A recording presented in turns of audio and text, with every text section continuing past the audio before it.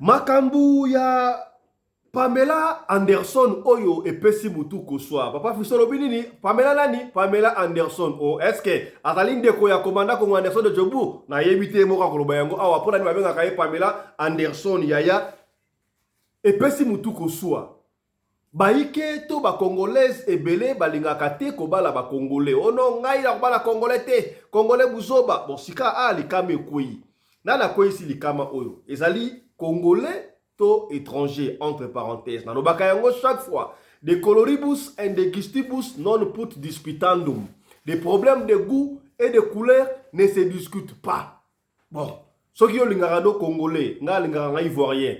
Ceux qui ont l'ingano ivoirien ga l'ingano mundibu. Toko kanga mutu te po mutu na ndenge na ye alinga. Kasi likambo oyo koi epesi mutu kosoya ya. Est-ce que makambo oyo bandi kosala wa mikolo? Et ça maka utakala. Batu banaye ko bunga boye, batu banaye ko kufa boye, to banaye ko yeba te to nini. Tala pourquoi est-ce que arrivé à internet, il y a réseaux sociaux to comme na vitesse ya makambo ya ko sakala te to yeba ka makambo. E bandi ko pesa mutu kuswa. Pamela alimwe, to loba akufi batumbiye to ndenge nini. Elle ko pesa ngai mutu kuswa, to kosola makambo ya Pamela awana équipe choc oyo, ba félicitations bali ko pesa. Ba mama ya buanya bazali awa, ba papa ya buanya bali awa, bazali kotika misala bazoko ya pona kosunga communauté. Tala bazosala musala oyo ba député faut sala la parlement. Na ebité, to pesa ngo kombo parlement choc, to pesa ngo kombo sona parlement choc nazo ebate. Parce que musala oyo équipe ele ko sala, ezali musala oyo basala la parlement. Bazo ya ko pesa ba conseil ko apporter un plus na kati ya communauté na biso batu ya Mangala. Papa Fiston, moi je suis camerounais, on vous suit ici en tout cas, est-ce qu'il n'y a pas moyen? Bon, ça la kayango pe na français na habité, tout ça la yango na français, mais ça dit émission ba congolais, mais émission ba tu ya Mangala. To linga ko sala ngona lingala parce que pona ti mama ndunda ayoka. Lokola yo zali camerounais, osoyo kaka lingala likambute limbola kana na français et pas ya ba camerounais. Bisto fonctionnaka ndengo wana. Kaka na émission oyo yaya tokozonga la moi si ya lobi auto silisa kité. Et pas wapi ndeko bala lili abenga papa Fiston na zeli ba conseil na bino bopesi yango te nini oyo libala na ye kufi pona bopikili ki ba okundu banzoto yaye a insister mama nene faloba awa po bopikili ki moko esali moko esali te moi c'est que koyebisa pasteur basi ya songi ba yebisa pasteur makambo ya nzangu na ba privé ya ndako na bango akomi ko bana pasteur suka nango mariage et katani tokozongela pe yango kaka na émission ya lelo. Mbote na bino bandeko balandi ya radio loko télévision bisika nyos tu bozwami merci na confiance pe fidélité bozali ko continuer ko pesa programme oyo radio lokole masolo na équipe choc et pas wapi ba papa ya Bwania bazali awa ba mama ya Bwania ba pasteur ba tuna nzambe ba tu ya tradition nyos to sali sélection ya équipe oyo ya papa ba tu ya mayele to lobite ke ba tu oyo bazali awa ba l'équipe bino rotation mayele te na bandira yango chaque fois. Et ça dit que l'équipe oyo bandimi qui volontariat wana ya kosunga communauté on dirait ya ba conseil so qui peut au monde aux ba idée à couper ça ya kaka chaque fois au pesa pe pona et apporter quelque chose na communauté na biso ozala na Afrique du Sud ozala na Allemagne ozala na Matadi na Kinshasa na Buenos Aires na Argentine ozala na Mexico na France partout ici ko zali tala émission na bino yango yo e bandi kombo na ngai Fiston Pelende tata ya Sedek ya tukutani awa pona ko solo na masolo elongo na équipe choc oyo bazali presque au grand complet même si ba ko zone biso na katikati masolo autre solo awa na sina pesi bino kuna na sommaire tika na pesa mbote et pas ya ba membre ya équipe choc na pesi bongo mbote pas ya pasteur Alpha Polo. Bonjour, pasteur. Bonjour, Mbotemingi, Papa Pelende, Fiston, Papa ya Sadek, na pesi bande konanga nyoso Mbote, Équipe Choc, Commandant Anderson na pointe, Passé Alexis na pointe, Maman Nene na pointe, Maman Fifi na pointe, et Yomoko, Mokolo Masolo, Papa Fiston Pelende, Nzamba Pambola batu nyonso o balandaka biso na radio lokole toyaka ko memela bino basango pe baposa na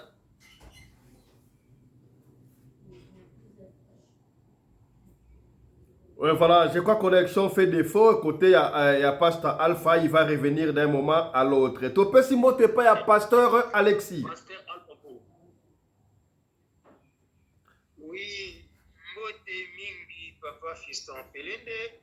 Mbote na bandeko na nga nyonso tu toza na bango na émission. Napesi mbote na mosika ya singa na baye nyonso tu baza na kolanda biso parti na monde. Merci papa. Voilà, merci beaucoup Pasteur Alexis. Topé si mote pas, il y a Mama Fifi Sarah. Mbote na yo Mama Fifi. Mbote na bino mbote na bino papa Pelende, mbote na yo, mbote papa Anderson, mama Nene, papa Alex, na Pasteur Alpha. Bino soba bisous, mbote na bino. Mbote na yo mama Nene bopikidiki mama lobi ye azananu mabota ezananu soki okoya yakati na tipo azananu mama Nene bopikidiki mbote na yo. Mbote na biso nyonso leyo tozali na kati équipe choc awa na mbote na commandant Anderson papa Fisto yo moko mbote na yo na équipe mobimba ya Radio Lokole TV mbote papa Alexis mbote mama Fifi mbote Pasteur Alpha mbote na balandi nyonso ya Radio Lokole TV mbote na dini bino mingi et puis numéro na ezali plus 27 78 179 76 08. Mbote na yo commandant Congo Anderson de Djobour papa moko na Russie lobi ngala lingaka chaque fois soki émission ezali papa Anderson za po ndenge commandant de ça lobaka avec vibration pression na sepelaka na voix na fort bande ko ya Russie na bi botala ka zoti na Russie na bi oui totala ka bino awa ngala mama to fala to na to sepelaka commandant Anderson Congo de Djobour makasi commandant mbote na yo balio na Russie. Sako mwana mbuka fiston pelende tata ya Sadek, le patron de la presse congolaise en Afrique du Sud, mon ami personnel de Sako. Le Sako na maman qui n'a pelende, maman Oya Kabaka, pour le maman Denise Nyakero, et maman Olive Lembe. Ma fifi, yabisha mtema le Sako na maman Nene Zion Dota, le Sako na Pasteur Alexis, le Sako na pasteur nanga le fidèle Mutunanzambe, pasteur Alpha. Papa bazana réussi, libota mobimba na réussi, topesi bino, merci beaucoup, ne boza kolanda biso, nkolo apambola bino, soki bomonifier Poutine, kopesa la biso yembote, talaka tolele na mokili malgré acha biso poate, mais tolela kaka. Moscou toujours, tobosa na bino te. Na ba bangai banso bazana kolanda biso na émission nzamba apambola bino. Kozwanga ibo kozwanga na plus 27 74 45 21 408 bambodi kobeta maawa ya GT bambodi milingi foke ndobi malarisi. Merci beaucoup. Voilà, merci mingi bandeko. Alors bino bato na biso boza na ko hésiter te to na ba équipe ba pasteur awa yango tala tete zo pesa ka ba numéro na problème on go benga ba pasteur bali a pasteur Fazali awa pasteur Alexis Azali awa papa Johnny Mabiala ye azara pasteur Johnny Mabiala malinga te ba benga pasteur ba benga frère Johnny. Donc ba nanzambi ba conseil ou ba conseiller na ba ya vie bazali awa na équipe na biso na si on la même équipe nationale to équipe choc voilà ndem no bokolinga voilà tokei ba moko na sujet na biso ya liboso toke na sujet mala moko ya liboso o ya biso makambu oyo zo pesa biso mutuko soit makambu ya mwana na biso oyo abungi mwana oyo abungi na kombo ya Pamela Anderson. Pamela ngo azali nani? Auti wapi yaya? Balobi pe abungi. Il paraît bamoni ye na Douala babwaki nzoto na ye na fulu. Batumbi ye. Oh, est-ce que batumbi ye ya solo? To ya lukuta on ne sait pas. Na lingito na nanu ndeko oyo exposé à kosala à ko expliquer biso qui est au juste Pamela Anderson. Et banda ki ndenge nini? Pamela Anderson a utaki wapi? Balobi azaki mamelo na couvent. Comment le mot na couvent? De couvent à Bruxelles. Bruxelles a se retrouvé et bien na fulu batumba na Douala. Est-ce que et bien batumba ki wana? Et c'est là qui y a solo, tout c'est là qui y a nani. Qu'est-ce que se passe au juste? A komba gina Camerounais ndenge nini? tolanda exposé andeko oyo ebongo tozonga. Suivez. Disparition de Pamela Anderson, une Congolaise de la RDC vivant en Belgique. C'est depuis le 1er novembre que Pamela Anderson n'a pas fait signe de vie à sa famille. Pamela Anderson, de son vrai nom Pamela Oko, vit en Belgique depuis plusieurs années et elle est en couple avec un Camerounais au nom de Mbandefeu. Ils sont en couple mais chacun vit de son côté. Ils ont une petite fille et 3 ans après la naissance de leur petite fille, Pamela Anderson est encore tombée enceinte. Et lorsque Pamela est tombée enceinte pour la 2e fois, Mbandefeu va lui dire: comme tu es enceinte pour une seconde fois, tu sais que ma famille t'apprécie beaucoup, je veux t'épouser, donc il faut qu'on se rende au Cameroun pour aller visiter ma famille. Le monsieur va faire comprendre à Pamela que je vais me rendre au Cameroun un jour avant toi, histoire de préparer le lieu pour t'accueillir, et l'enfant va rester en Belgique. L'enfant ne viendra pas avec nous, elle restera en Belgique avec mon petit frère. C'est comme ça que sans même informer sa famille, Pamela va accepter de se rendre à Douala et vous avez ici la preuve du billet acheté par le monsieur. Monsieur, lui, va quitter Bruxelles le 30 octobre et Pamela aussi le 31 octobre va confier la petite au petit frère du monsieur comme prévu et elle va voyager pour Douala. Alors, notez bien que ce qui a permis à la famille d'avoir assez d'informations, c'est que le jour du voyage de Pamela, Pamela a une copine camerounaise qui viendra à la maison déposer un colis. Et c'est comme ça que Pamela va dire à sa copine qu'elle ne va pas mettre du temps à Douala, elle va rester 4 jours. Ensuite, elle va revenir à Bruxelles. Le 31, le jour du voyage pour aller à l'aéroport, Pamela va prendre un taxi et elle va tomber sur un taximan congolais qu'elle connaissait. Elle était aussi accompagnée par le petit frère de son copain. Et le taximan va déposer Pamela à l'aéroport. Donc le taximan est également témoin que Pamela a bel et bien quitté Bruxelles pour Douala. Arrivée au Cameroun, elle a été bel et bien reçue par son copain. Et jusqu'à présent, son copain n'a pas dit où il a emmené Pamela, mais la famille sait que c'est le copain de Pamela qui a récupéré le colis de l'ami pour aller déposer auprès de la famille de l'ami à Pamela. Et même à son arrivée chez les parents de l'ami à Pamela, les parents vont lui demander: mais elle est où Pamela? On aurait bien aimé la voir parce que notre fille nous a beaucoup parlé d'elle. Et là, Mbandefeu va tout de suite répondre à la famille que Pamela, à son arrivée au Cameroun, elle s'est rendue tout de suite à Kinshasa parce qu'elle voulait aller visiter sa mère malade. Il faut savoir que Pamela, dès son arrivée au Cameroun, son numéro ne passait plus. Elle n'a même pas pris des nouvelles de son enfant. Et Mbandefeu, quant à lui, est retourné à Bruxelles le 4 novembre. Après son retour à Bruxelles, quelques jours après, il a commencé à chercher Pamela. Lorsque la nouvelle de la disparition de Pamela a commencé à se propager dans la ville, le chauffeur de taxi qui connaissait Pamela a confirmé à l'ami de Pamela que le 31 octobre, j'avais bien accompagné Pamela à l'aéroport. Elle était également avec le petit frère de son homme. Elle m'a dit qu'elle se rendait au Cameroun. C'est comme ça que les parents de Pamela ont commencé à s'inquiéter pour leur fille et l'ami de Pamela a contacté la famille de Pamela à Kinshasa. La mère de Pamela a dit qu'elle n'est pas malade et c'est depuis 2019 que Pamela n'a plus remis ses pieds à Kinshasa. D'autres membres de la famille de Pamela en Europe ont été contactés par la mère depuis Kinshasa.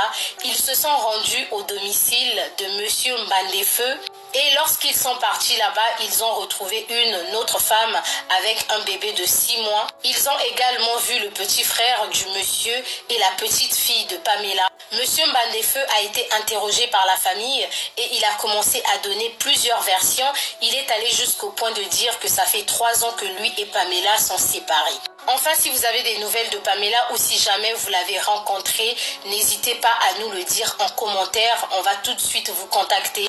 À ce jour, la famille de Pamela a signalé sa disparition en Belgique et au Cameroun. Ils ont également porté plainte. Donc, on reste connecté pour plus d'informations. Sur ce, prenez soin de vous et surtout faites attention à vous. D'accord, demander l'asile. Et Pamela, quand il a demandé l'asile, on l'a envoyé dans un centre à Charleroi. Ok. Et c'est là-bas maintenant qu'il habitait.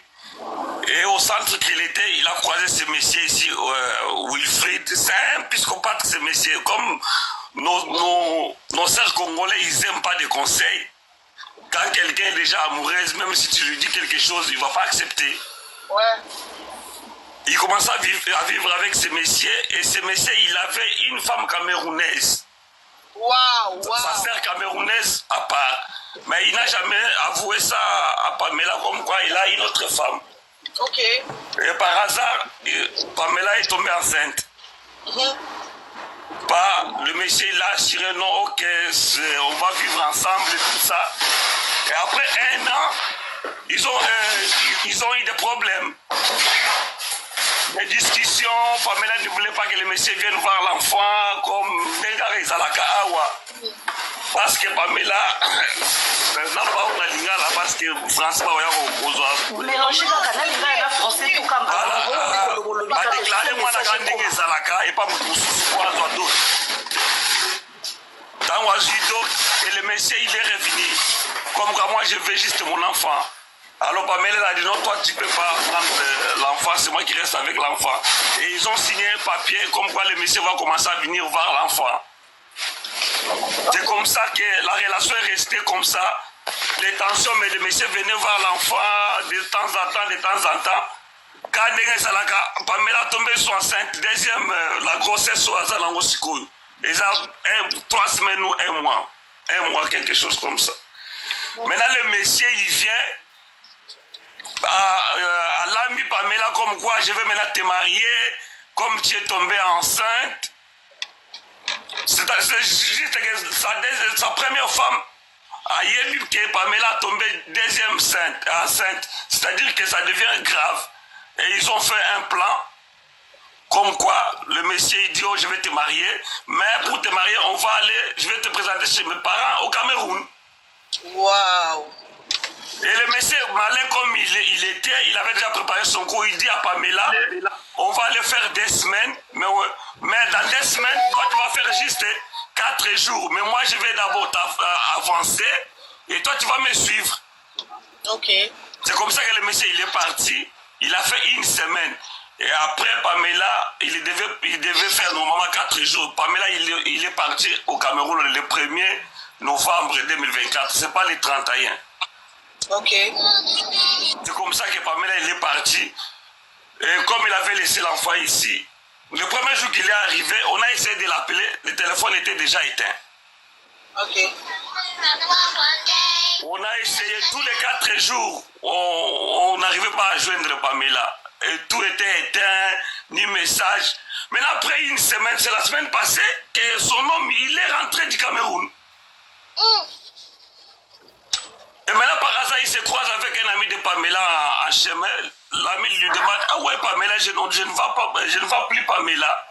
Et le monsieur répond, oh, moi aussi je cherche Pamela, je ne sais pas là où il est parti. C'est comme ça, cet ami-là a appelé Jolie. Parce que Jolie, c'est une cousine à nous aussi. Quand Pamela était chez nous, et après il est parti chez Jolie. C'est comme ça que Jolie contacte le monsieur. Il dit, non, toi tu étais parti avec Pamela au Cameroun. Comment tu peux rentrer? Et Pamela, on ne le voit plus. Et le monsieur répond à Jolie, oh non, Pamela, il est parti au Congo. C'est comme ça que Jolie appelle son grand frère au Congo pour lui demander si Pamela est partie au Congo. Son grand frère dit, non, Pamela ne nous a jamais appelé pour venir au Congo. C'est comme ça que Jolie a pris une autre grande sœur pour aller voir le monsieur pour qu'il donne les explications claires. Ok. Parce que c'était un peu flou. C'est comme ça ils ont parti là-bas chez les messieurs hier la nuit. Et les messieurs leur donnent une adresse dans un garage. Et ils arrivent là-bas, le monsieur dit oh chez moi c'est ici. Jolie dit non, on ne peut pas parler de ces choses ici au garage. Amène-nous à la maison. Là où il y a l'enfant de Pamela. C'est comme ça le monsieur, tellement la pression était énorme, allez, il a cédé, il est monté avec eux à la maison. Et à la maison de Pamela, ils ont trouvé maintenant la femme camerounaise avec un enfant de 6 mois, avec l'enfant de Pamela. Waouh. Maintenant on demande au monsieur, mais qu'est-ce qui se passe?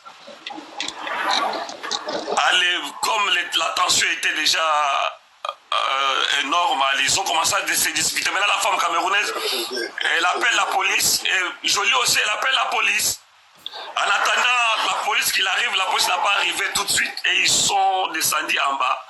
Et quand ils ont descendu en bas, c'est monsieur maintenant qui dit à Jolie, oh non, Pamela était venue au Cameroun. Je l'ai reçu à l'aéroport, il avait des bagages. Il y avait un bagage qu'un copain, je ne sais pas qui l'avait donné à quelqu'un là-bas. Et les bagages étaient perdus. Maintenant, il y a quelqu'un qui a appelé Pamela au téléphone. Et Pamela, il a dit au monsieur, au moins, et toi, c'est fini. Et Pamela a pris les taxis, elle est partie. Jolie, il a dit, non, c'est pas possible. Pamela ne connaît pas le Cameroun, ne connaît personne là-bas. Il va prendre les taxis pour aller où? Ben, c'est comme ça, comme l'histoire est floue, on a contacté la police. Et la police, il est venu, la police, il dit, c'est un peu compliqué, mais il doit faire les enquêtes. Et la police a lancé un avis de recherche dans tous les aéroports. S'ils trouvent quelqu'un avec les papiers là, tout ça. Mais nous, on attend la police. Je ne sais pas si on va faire quoi pour le moment. On est tous bloqués. Bon, moi de mon côté, je dirais seulement que la communauté appelle encore la police. Vous comprenez? Que chacun de nous appelle la police de son côté pour signaler. Vous comprenez, non? Quand il s'agit de nous, c'est un peu compliqué. Alors, comme à sérieux, ceux qui bottaient les millions. Moi, je dirais de mon côté, toi qui vis en Europe, tu connais 911, s'il vous plaît, appelle la police de ton côté. Intérieur, azaki comme ma sœur, aye poto aye ne bazibaki na bango awuti ba surtout bana ba tama mboka ba pe ba tetu mamuki. Azoyo ka mutayambi na ndaku te asema kamna ye alongwe aki koto tia okuta na Cameroun na ekona abota ayebisaka bato information de abota. Yoka mwa matwa ba Pamela abota. Donc akimana muto ayamba ye. Alors que mutango sikoyo atiki misana na ye mwa bata mwasi eza ko se tourmenter pour na kosama comme ebele pour ko enquête pour na Pamela.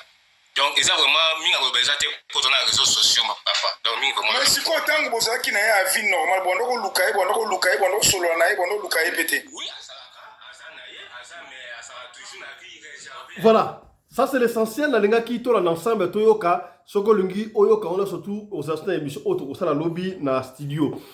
Pamela, Boyoki, moi, extrait, Makambu, Oyo, il y a à boire et à manger, n'est commandant de ça, Robaka. Pamela, Azalaki Masser, a évité, Azalaki Kouva. Est-ce qu'il a permis à Moutoza Masser de faire la Kouva? Alors, ceux qui pensent à Azalaki Masser, Azalaki na Kouva, on se met Azalaki na Kouva, de Kouva à la Belgique. Belgique, bayambi et pas ya mutu fa yambaye. Kaka ndenge salaka, moi je ne comprends pas. Ya soki bayambi yo. Et sou kaka mabe bat oyo bayamara bango. Na ebite, soko yo koti mukila. Soko moni mwa clair, ok, to ndenge ni Pamela yaki mwana malamu. Na mboka bisengo, tango amoni clair. Ake ko bwaka ngunde na ndenge na ye, akutela ki na ye Camerounais soki pe na foyer, on ne sait pas. Okine ba de ko lobi wana, ba bota ki mwana. Azuzemi alobelo ko moko ti abota alobate. Pamela n'est pas au Cameroun, ayebi c'est le côté. Batu ba yebi au Cameroun pour taximen oyo amema ki na aéroport, heureusement là qui congolais. To lancer ma vie de recherche, to looki partout. Pamela bonanité, mais to vandi boy, on aurait appris. Ba image que tu as dit to la sabino na émission na biso ya lobby que on a découvert cadavre ya moi Simoko Boye. Brûlé, babouaki qui a na foulou. C'est comme si, il paraît, la police camerounaise avait dit que non, ils ont ressemblé na moi si oyo Pamela Anderson. Kas na ebite, est-ce que ezali Pamela Anderson ya solo, to ezali yete. De comme ça, ezali yete. Na personne maroba et pas ya maman Fifi a expliqué biso. Est-ce que corps oyo ba moni wana moi si oba brûlé na Douala na Cameroun. Ezali Pamela Anderson. Tous les alliés étaient. Maman Fifi, expliquez-moi brièvement sur le corps au na Cameroun. Voilà. Qu'est-ce qui se passe dans ma corps? Maman Fifi.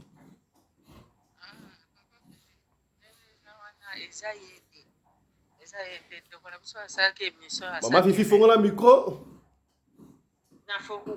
Allez. Ça va? Oui, très bien, allez-y. Pas que c'est volé.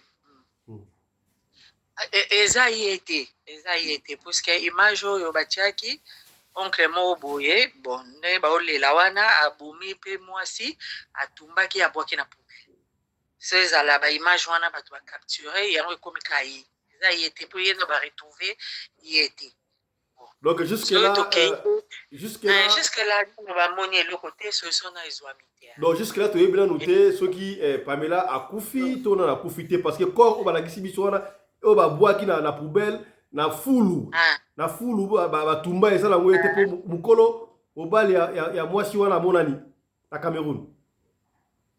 Monani mobali atumbi mwasi ya monani. Alaksaka ngolobi ndenge a expliquer ye moko pe ndenge bambaki aboye mwasi na ye mama na bana akekota libala pa ye mususu ye Camerounango pa ya kota libala lingine pe so mwasi ngo te ebandi ba problème na ndenge beti na ndenge bandi ukate machete nzoka ndasa prépara ki kuna ye asa sombaki na pétrole atumbi mwasi wana. Pour kati ye après si matie moto abengani mwana po mwana zaki anazolela ya mobali akozala ba 12 ans 14 ans mwana ki mwana akimi nde akekoluka famille ya mama wana ke mwana bino babomi kuna. Voilà, merci beaucoup na exposé wana mama Fifi sika to koti na na matière proprement dit to pesa lo papa Alexis ye mutabandara toujours pasteur Alexis siko ya à boire et à manger ndenge commandant Lubaka Alex Pamela Anderson azalaki soki na couvent ye babengisi na Belgique Maser azalaki alongwaki na ye so moni boye déception ka ndenge ezalelaka yo yaki na yo mosantu Ngondo Maria ale oyebaki te ke il faut leka tatami avokula sikoyo tanga kutena bebiloko wana esalaka pe mwa choc ona baser pe directrice pe so boyokani te okovana bango te po bamaser baza tema mabe moko bandeko kutu bien. Mais bamaser bazalaka bamoseka est-ce que Pamela azalaki moseka? Avokula il faut leka banyata. Et pas nani sango kuta responsable la paroisse il faut nyatango. Lokuta wana bazalaka moseka. Il faut nyata soka nyate siri ke mafumbe ali nde bokuli soko boyi kende ko luka vinao do ya moseka na maba déception ya moseka za rasute te moseka le bandeli tango ye soko sili si aspirant olingo kula il faut baleka oleka mbeka soko boyi au revoir kende ko luka pa osali la vie. Très bien nanga ba Camerounais soko moni bazaywa zeto linga bango po ba Camerounais ba soit comprendre basi ba comprendre biso surtout la Belgique ba bala biso ebele basi ba comprendre que zaza akokufa likola mbongo ale malamu na lomba kaye pona zo eloko na nga nzoto papier sikoyo c'est sérieux pe Monica ba asutu keli yango atale akuva ba lombe bele te o teka dog azo ya nango ya mingi ale yango mena milembisa kiti milembisi zemi ya yebite ke mutu wana lingi eta ele papier. Voilà, merci beaucoup Mama Fifi. Mama Fifi to kozongela yo eloko pesi ngai motu ko swa na 4 awa maser auti maser comme na Belgique wana mingi to mona baka wana mingi papa Alexis okomona mutu aye boyambi e mutu ayambaki ye akokoma ennemi numéro 1 na ye na bakati ba pays presque beza kandenge wana oyambi mutu leki na yo ndeko na yo yaya na yo me ye akokoma ennemi numéro 1 yo ndenge comme Pamela akei aye na yebite suka yebaki makambo wana ezalaka te alini na ye étranger na yebite est-ce qu'il faudra seulement kolinga mwana mboka na yebite puis tangu lokola tobaka congolaise alinga libala lula libala koleka ye sumasiya soko lingi ka botoko bala ka mukoni so ayoka kama libala akotika ne so yepa na yo ndenge ba promettre ke libala yango akiko se retrouver na Cameroun na Douala ezalaka nini nango wana ke ba congolaise to muto yambiye na ndaku na yo okomona a commission ennemi numéro 1 papa Alexis lecture na yo sur makambo o mona ngondengeni na réaction bandi ko balobi so o mona ngone papa Alexis 5 minutes. Merci papa Christophe Pelende pour la parole. Nako répondre nanu na selon audio autre qui a bongo tokota na ba sous question yo posé. Nako lana penza ba audio oyo si réellement isa penza vérité on de comment si a biso exposition c'est ya ndeko na biso akufi. Ozo mona que la femme avait vraiment aimé. moi si pensa apesaki bolingo croyait que moi azwi bolingo sans intérêt, mais le type ndeko na biso mobali Cameroun aza toujours ndeko na biso ke sasoma bikoti na famille ndeko na biso mobali nde azalaki pela na bolingo te aaki na intérêt moko ezalaki na kati sikoyo ntango amoni ke intérêt na ye deja esi azwi alors azalaki na fiancé na ye to na mwasi ne na mboka selon ka nde toki bodio il fallait mwasi ana aya kobengisa ye mais ce n'est pas de cette façon oyo akoki kobengisa mwasi wana.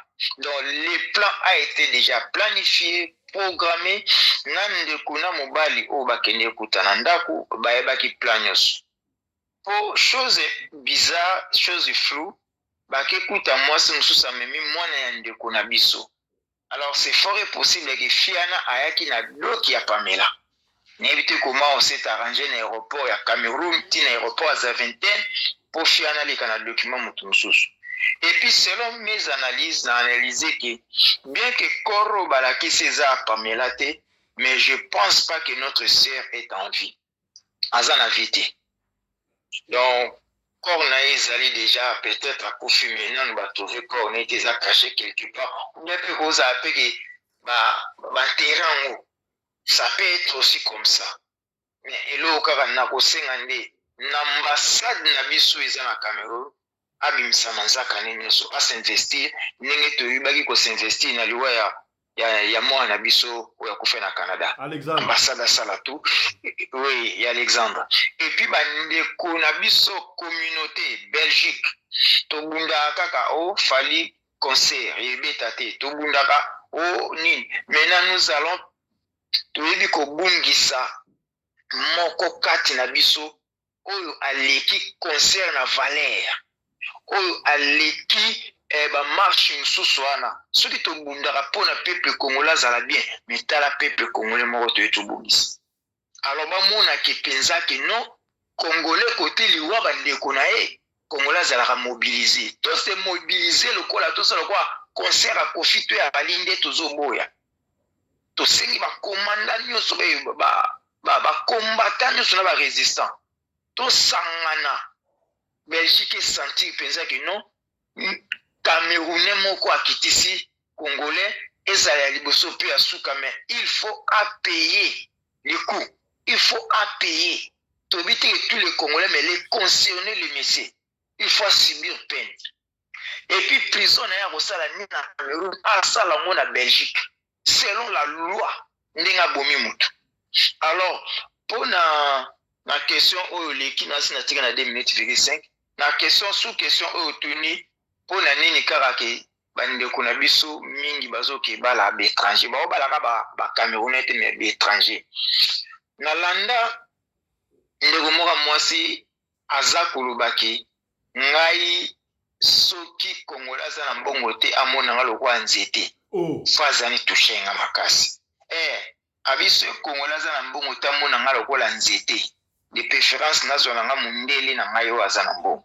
Voilà déjà oyo bandeko na biso la plupart a passé baza kwa da na idée kino na keluka mbongo membongo na keluka na libala na keluka mbongo membongo na keluka ngo ipa ya mobali to boite aka na ida ko luka mbongo mbongo baluka ngo na musala sala ba formation na yo ba science infirmier ba luka na domaine wana ba luka ba te beli na ba science infirmier ba luka na ba homme de vieillard ndeka moi c'est ça la formation c'est à ce moment où gagner mbongo yo oyaki na penser à koluka mais so yaki na penser à koluka mbongo na sima mobali tala ba conséquences za koya ezomema toujours baliwa et puis ezomema toujours ba divorce côté divorce bana toujours ba tomber ba victime côté peliwa bana toujours ba tomber ba victime alors que ngai personnellement papa fiston nazalaka nationaliste ngai penza epesa mbelanga teke bandeko oyo bazolanga biso baoka lingala Brazza Angola bwiski sengeza point de vue nanga naza nationaliste que ça soit congolais ngo ndenge nini en tout cas congolaise ngo ndenge nini ngaka congolaise na vie nanga pe tanga tata nazalaki bo na bite na linga bango te mais pona kubala ngaka ka Congo même bana nanga na konkilke na mener pas une autre race memelanga raso babengi congolais pour na yebi qui est congolais. Congolais oya sete mais oya ka na yebi valeur wana. Alors na koko sangisa mona valeur musote. Na parla ngona ndenga ki mkolo poto parler spiritualité to parler domaine ya ndoko na biso kofi. Alors concernant opesa bandoka basi toyeba penza kolingana ke soso mabe biso bandoko mbai tosalaka bolingaka abiso biso pe ke soso mabe o bino bosalaka tolingaka abino bokeni bekolo musute bozo bino na valeur te musu bakanga bino nde ba mbwa baomona bino nde ba makaku na baliban na ba mboko nini ba Arabie Saoudite biloko moko bona ba Dubai bazo ba Kongola mwasa zesu na valeur te Kongola mwasa za na valeur te puisque ami pesi na mbongo trop indien papa na lela yo moko na mbongo na oposomba nini no ya balwa bilamba mbongo na yo sombi okei mais indien fa likona tatami ozo balwa bilamba mais mbongo na omoko indien wala mona ngwa voilà omona ngwa mais na Congo et passé na Congo yo zalaka et passé na Congo nazala les vidéos. On a vu les vidéos, on a filmé Pesa la musique, Moutama Batamaki, on a vu Kongola Batamaki, à hôtel l'événement. On a filmé des prêtés, moment à Moutinga, Azo déshabillé, Nanengepe, on a vu ce indien, Azo Salaba petit besoin. Tu vois, et puis ça qui passe. Et puis c'est pas ça, on a aussi Ngambela, maman congolais, Babi Mobola Teti. Mobula il faut atteindre valeur na bino se boye ba valeur na bino na kotata na kibunzambe valeur pour nzamba sala femme congolais pour trouver peut-être nulle part bozala valeur ya moni mabele na biso izola kisaki biso to na valeur pour mabele izola kisabiso to witi na mabela Congo coltan diamant cobalt cuivre tout ezana nzota mwasa congolais. Ndenge kaka baosaka na biso na mabele ndenge pe bakomosanga pe na basi na biso bongo mais Congo jour oyeba valeur ya mabele na ye nde pesi mwasa congolais po oyeba valeur ya nzoto na ye. Merci beaucoup. Wana na koti nanu na banini na tiki na pesi maloba pa bande mosusu. Merci beaucoup merci pasteur Alexis. Commandant Congo Anderson de Djobour na tangu ya kala tangu la femme africaine en général congolaise particulièrement et c'est la cas difficile au monde congolaise à linga étranger. Au monde congolaise, à l'ingamutia mboka musume sikabo et toyebite qu'est-ce qui ne va pas. Congolaise a commis supporter à Chelsea, koleka kutu batu ya paka juma. Est-ce que ce qui moi na biso, leki na biso, ya na biso Pamela Anderson a lingaki congolais. Est-ce que il y a comme une disparition na lingi na kolomaka kufa te parce que na yebite mes papa Alexis a confirmé qu'il a kufa pour ça kufa raté a lingi ko bimate mais to moni kuna mama FIFA le binini cadavre auto monaki oba tumbi wana ezala ngoyete mataka apporter disparu to bandi ko banga soka mta umeni ga boyo kasuka na ngoba moni ba repêcher corps quelque part to message ba message ko repêcher corps na biso ka na ba mai mais mbalo to ka ba repêcher na fulu na zamba na fulu mais Pamela to ebite azan vie to azan vite lecture na yo commandant Anderson ndenge ba to ebele soki ba ye o mono bengsi mutu na Kinshasa na Congo aye siko kozala okomona ye a commission ennemi numéro 1 bandi ko soa na kotonga yo Pamela ba bengisi ye out na marché en couvent aye na ebite amona ba liberté o na couvent ba fungole sko mwa kati singa esalike akende ti na douala na Cameroun pour na ba prometa ki libala to ki audio wa so lecture na yo bara ya ngoma kabutu wana point de vue na yo omoni yango ndenge nini 5 minutes commandant Anderson. Voilà, merci beaucoup mon amboka Fiston Pelende, le patron de la presse congolaise en Afrique du Sud. En fait, na bae oyo bandeko bayaka après bakomi batomboki moyen to condamner bango mingi ezalité. Na ba pays na biso Afrique tebake poto Afrique du Sud des amboka mundele ezali sika wapi mana ekoya na nzete. Alors tango kokoma balingi bala kiso réalité ya mokili. Bala muso 5 heures okende kayu okosepelaka na mutu wana te. On va nous continuer au monde de la mutumabe. Donc réalité ga ya mokili ya terrain ne mutezo memela biso bankoko swana na batuto ya mbaka. Na oyo etali mwana na biso akiko bala Camerounais. Bandeko makambo oyo nga isala nga mpe mapasi. Biblia yango moko le que non, aimez-vous entre enfants d'Israël. Mais biso bandeko na biso ya basi bakoma kotika biso kokenda kozwa bato ya bikolo. La majorité ce sont des incirconcis. Otiki ne pena jobo azana e bien, mais ok olinga bato moko boye oyo bayebi ata valeur na yo te. Nayebisaka bino toujours biso bandeko na bino nde toyebi valeur na bino. Mwasi congolaise, mwasi ya talo, mwasi ya lokumu. Nakomi la plan donc il y avait une petite sœur ici. Oyo azali mobali moko sud-africain ne ba France. Ye ayo yebisanga keno sud-africain ya mobali malamu par rapport à congolais. Nayebise te yaya. Congolais za ndeko na yo ezala bolingani, ezala tanga pasi, ezala tanga ya bisengo. Ezala za na kanda, azala za na kanda te congolais on va reconnaître toujours que non na moi sonya nzaka ozali ndeko na ye. Alors, pourquoi vous que se sacrifier et pas il y a bikolo. Le mariage en couleur ne prospère toujours pas, n'émerge pas. Le mariage entre bikolo mususu oyo et vous avez toujours grand mindondo. Yo ke pas la Camerounais. Si vous lobby à soba ndekone ba yeba bando murombo na bango. Vous avez toujours mal à l'aise. Donc intérêt ya yo ke ngolinga mupaya soto pa na mbongo ezalité ezabe malamu te. Lokwa congolais oyo nzamba ko pambola bino azana na misolo azana yango te lobi bozwa bo vivre vie ya malamu. So tala leke na biso ko kende na Cameroun kuna musika akelo kola soki babomi lokola ebwele so bakangi ye mpe batie place moko comme esclave sexuel na bango toyebi te soki komi retrouve na bacondition nini aza nango na minute oyo eyebali te mama na ye kutokoka kosala ata crise aya kokufa pourquoi parce que mwana akei okwela na terrain ya mabe bato balingaka biso te yo ti mutu aza biso keno tokende mpe na biso balona komo okota koluka te koyeba bandeko na bayeba makambo wana so tala ndenge oke yawa tokomi kotungisama toyeba ozali wapi nini ekomeli yo c'est bandit ici du Camerounais qui va dire que non boboyana ya 3 ans on dirait ya place osali te bandeko bino bozali kuna na poto boluka bosaisir la police en cascade comme ça police amana ke problème ekomi sérieux comme ça yeba ko s'investir na yango Camerounais na bandit assassin ayeba bongo na kolakisa esika wapi ache mwana na biso. Merci beaucoup. Est-ce que Pamela peut encore être vivante? Oui, on ne sait jamais. Hein. À réponse à la vivante, imagine toi la question où garçon a faute à être bon va que vous maillez. Baltano ba okene pe ozoye bo ya bondeli bon na ndenge belé bazuyo ba chia comme esclave sexuel na bango bazuyo ba chia na ndako komi donc bakanye ba singa soit ndenge ni baza ko torturer soit aza ko bondela bango komi wala mwana musala na bango donc otiki poto okomi mwana musala na Cameroun.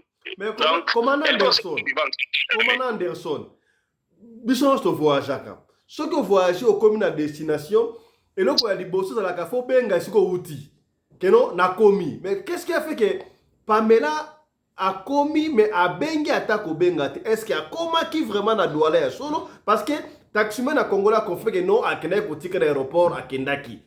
Est-ce qu'il y a comment qui a solo a bengi tendenge ni ye a kendaki na douala na koli oyo camarade ne camerounais a pesa ki akende ko pesa para bango na Cameroun. Siko koli wana olie ye mo ke ko tika mobali na yende soi-disant. Ba benga psychopathe. Azamu so babinga spiko so oza mutu sala ya bien te yena kana ko tika koli wana ndenge nini tanga ne ko tika koli wana atika ki Pamela wapi est-ce que akona involve na makabo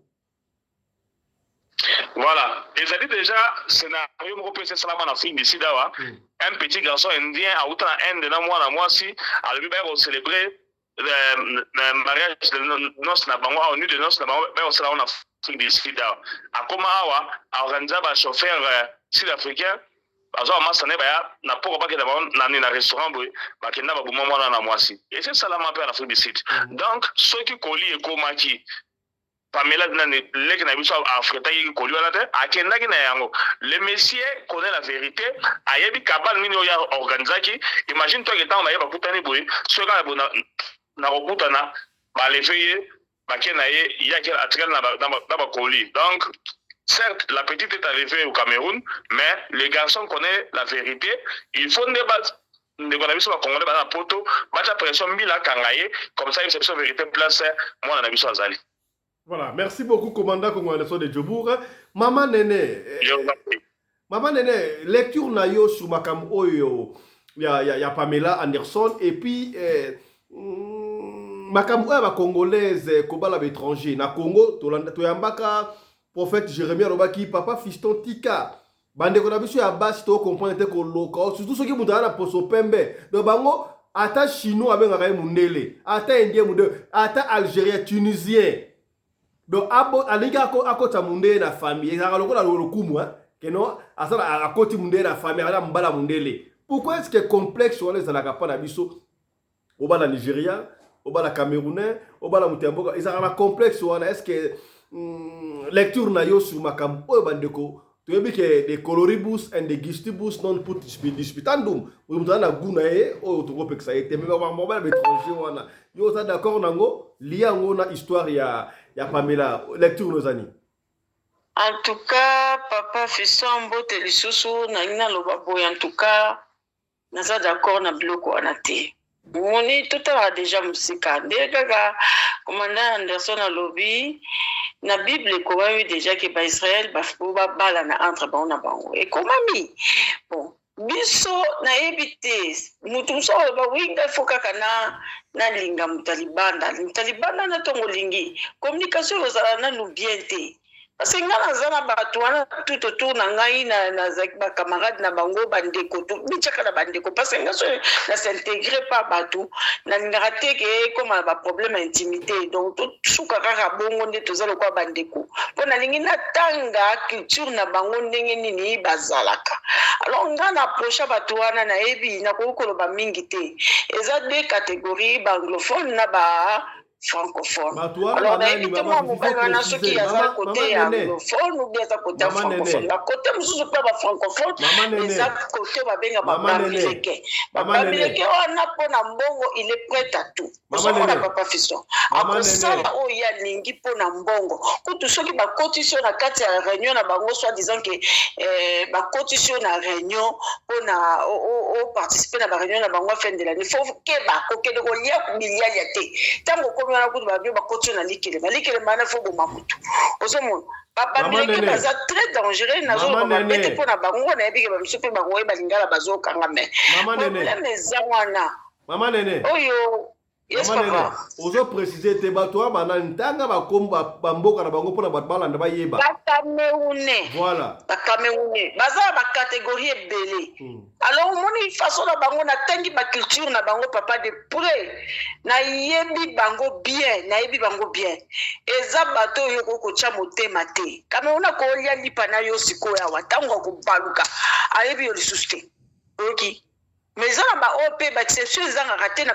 ba mboka ngo ba exception zanga raté mais bango ba préférer ka babala entre bango na bango babala na entre bango na bango pe mabala ngo pe esimba kaka te osomo siko biso bande ko na biso biso moko biso basi tant que sommes on déjà ndenge bato baza buru yeke matik kitab donc tant que sommes matezo kita kuna pela bango yo moko na nezala ndeni yo moko zala neni donc to yebaka ke soko ke na mboka bato nzuso yebi bango bien te donc il faut zala ko keba omoni eza aveuglement ou bien eza nini papa Fisonga na zala ngo d'accord te ngana na banga bango te mais na excuse na evitaka parce que ko ba l'étranger okokena na mboka no yebi bato wana te omoni ba Sud Africain bazalaka ba Sud Africain oyo alingi oka pona mbongo wana na ministre pesa ye tango pesa ye lobine yaka tokende mingi bakenda te non ngana okete na ovana nga parce que albike yaka tokende soko ke robomanga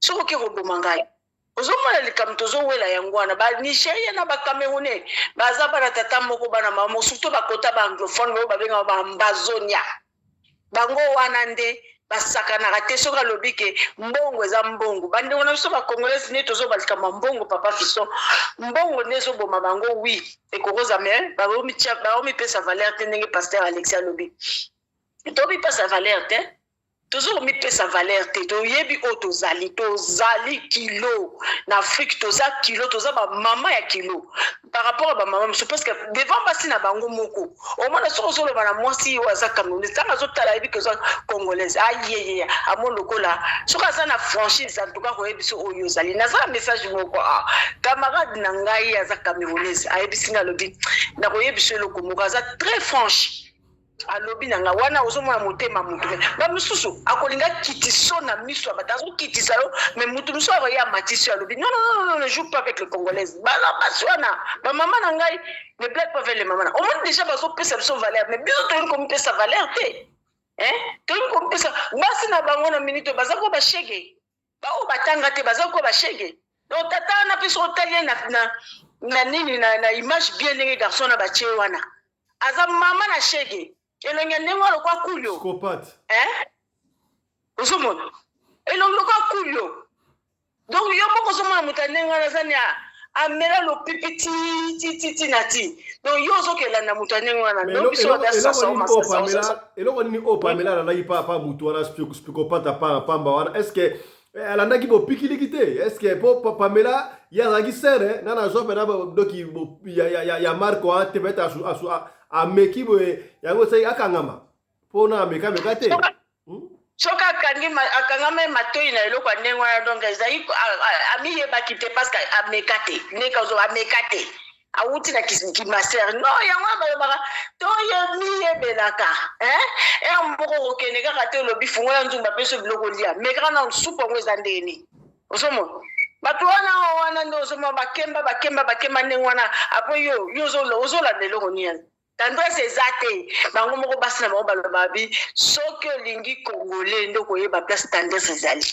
somo na ba Cameroun balobaka vrai français et puis eloko msunga na kosenga papa Fiso ndenge mwa mobali anaza na Belgique ndenge wana eza mabela ba colonisateur na biso ba pese nzela ta bima il faut futa masumu kuna bakanga ye ndeka papa Alexis alobaki bakanga ye bakoyeba ke tango bazoya nde na mboka o place bakonzaki biso donc bango baza na droit ya kosala biso mabe donc bakonza kuna batelema babunda bitumbulu. Merci papa. Merci beaucoup maman Nene. Pasteur Alpha, oyebi quand les Congolais avaient encore leur valeur, dignité, oetikala.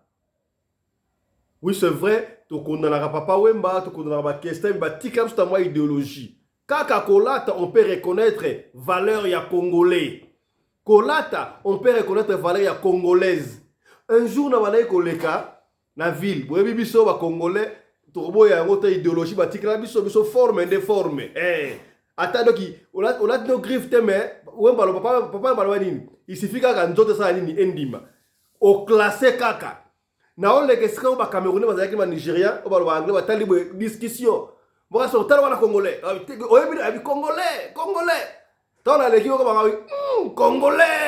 congolais ba ngona forme okoyi do soko moni mbala ate simbi kitoko congolais moi si omoni moi si ya lokumu ateli baya na ye aliputa ateli puta boko alati femme congolaise maputa oyo oui c'est vrai que en Afrique mobimba basi mingi ba traba puta mais liputa c'est une référence même ya femme congolaise c'est une référence ya femme congolaise mais les loyo na ba sud africain ba kuma wata maputa ba to so maputa ba sala maputa ba biso to perda valeur na biso to perda dignité wana je ne sais pas pourquoi les loyo komi congolaise qui pour ozo moi si ya congolaise problème. Mais les Congolais, je ne sais pas pourquoi, complexe, on a pour Nanini. Pasteur Alexis, Pasteur Alpha Polo Oskem, lecture nayo sur disparition, il y a Pamela Anderson. Est-ce qu'elle est encore vivante? To, Asia Koufi, Asa sécrété quelque part, prisonnier sexuel, Papa Anderson à lobby, to Nini. Lecture nayo sur Makamuna sur les années. Pasteur Oskem Alpha. Papa, bopesa mutu pona zala azokika mbala mona mutuka mona zwa pona makeli la batu. Voilà, to pesi maloba et pas ya papa na biso mabiala Johnny. Bonsoir les groupes Zambe mon abiso. Tout ça la carte analyse sur Iwaya ndeko na biso ou bien Yaya ou bien Mwana ou bien Maman Leki. Et ça passe si bande konangai. Mais eloko moko nga na remarqué on a basi kolinga ba étranger ezaka ba congolais te. Ebité biso to voyager moi muke na bamboka bapa ya moi ebele mais okomona okomi na mboka boye basi ya mboka wana bakomi ko solliciter yo donc baza na besoin bazwa yo parce que bamoni ki étranger na habité ya vision nini ya basi zalaka pona ba étranger ezaka pona ba congolais ke mais normalement biso ba congolais tozalaki ka ningo lobiana batu ya lokumu la voyage moko na sala bon na sala ba voyage na mingi na est ya Congo côté ya est kuna soki tozo passer na ba frontière neti ba frontière lokola ba Zambie ba Zimbabwe ainsi de suite donc soki batalika passeport na au congolais ba bi ke mutu asa na ba dollar donc référence na yo isa dollar donc ba partout au kendaka présence ya congolais égale à mbongo mukolo moko nazaki na frontière ya Zambie ba déclarer en douane wana ba yé parce que tozalaki na mutu ka fala to déclarer yango et puis na babilo ko zaki na kati tozo swana bango bweti abina ngapi frère Johnny bino ba congolais bozalaka na mbongo ebele boye e ya ndenge nini bozwaka yango api gouvernement na bino adefisaka bino mbongo ou bien ezalaka ba mbongo na bino moko nga tunia bipona nini otuni bongabi mais mituko bino boyaka nango elekelaka biso okomona mutu moko zo na 10 20 30 mituka est-ce que bosalaka ndenge nini po bozwa ba mbongo ya kosomba mituka ebele lolenge wana nefsa habité biso ba congolais tobotama ba courager tozalaka bongo ko banda na moko mibale misato alobi yes tayebi mais itilike na majorité ya ba mituka ezokota na frontière oyo ekotaka ya ba congolais donc ba congolais boza spécial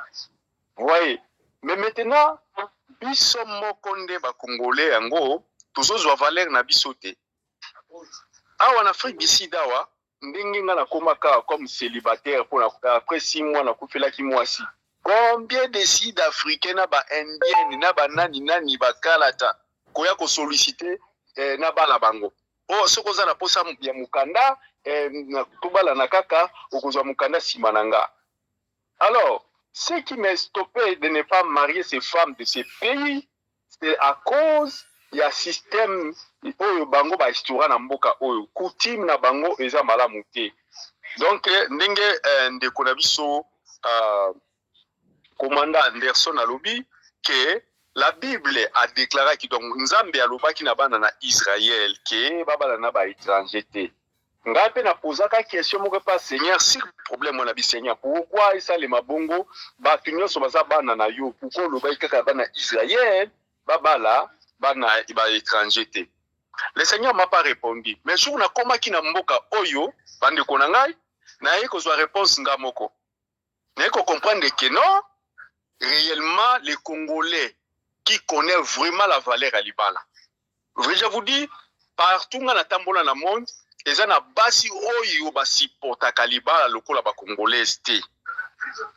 Congolais soki alingi yo réellement alingi yo ozala mpiaka ozala otambolaka na lipapa ezala otambolaka na vélo congolais akotingamaka na yo mais si contraire na bato mosusu tozomona neti na bamboka oyo donc mwasi nyonso yo oza na ye soko oboti na ye 5 bana sachez que 3 bakozala yo soko oza na chasse mibale baza ya libanda. Imaginez-vous que les femmes d'ici na chaque fin ya ne bakendaka na bamboka na bango bakenda kofete bakenda donc yo tikali me yakei akofanda fandi bono na kenda ne pas kotala bapanga nanga oza na contrôle na yete boyebi.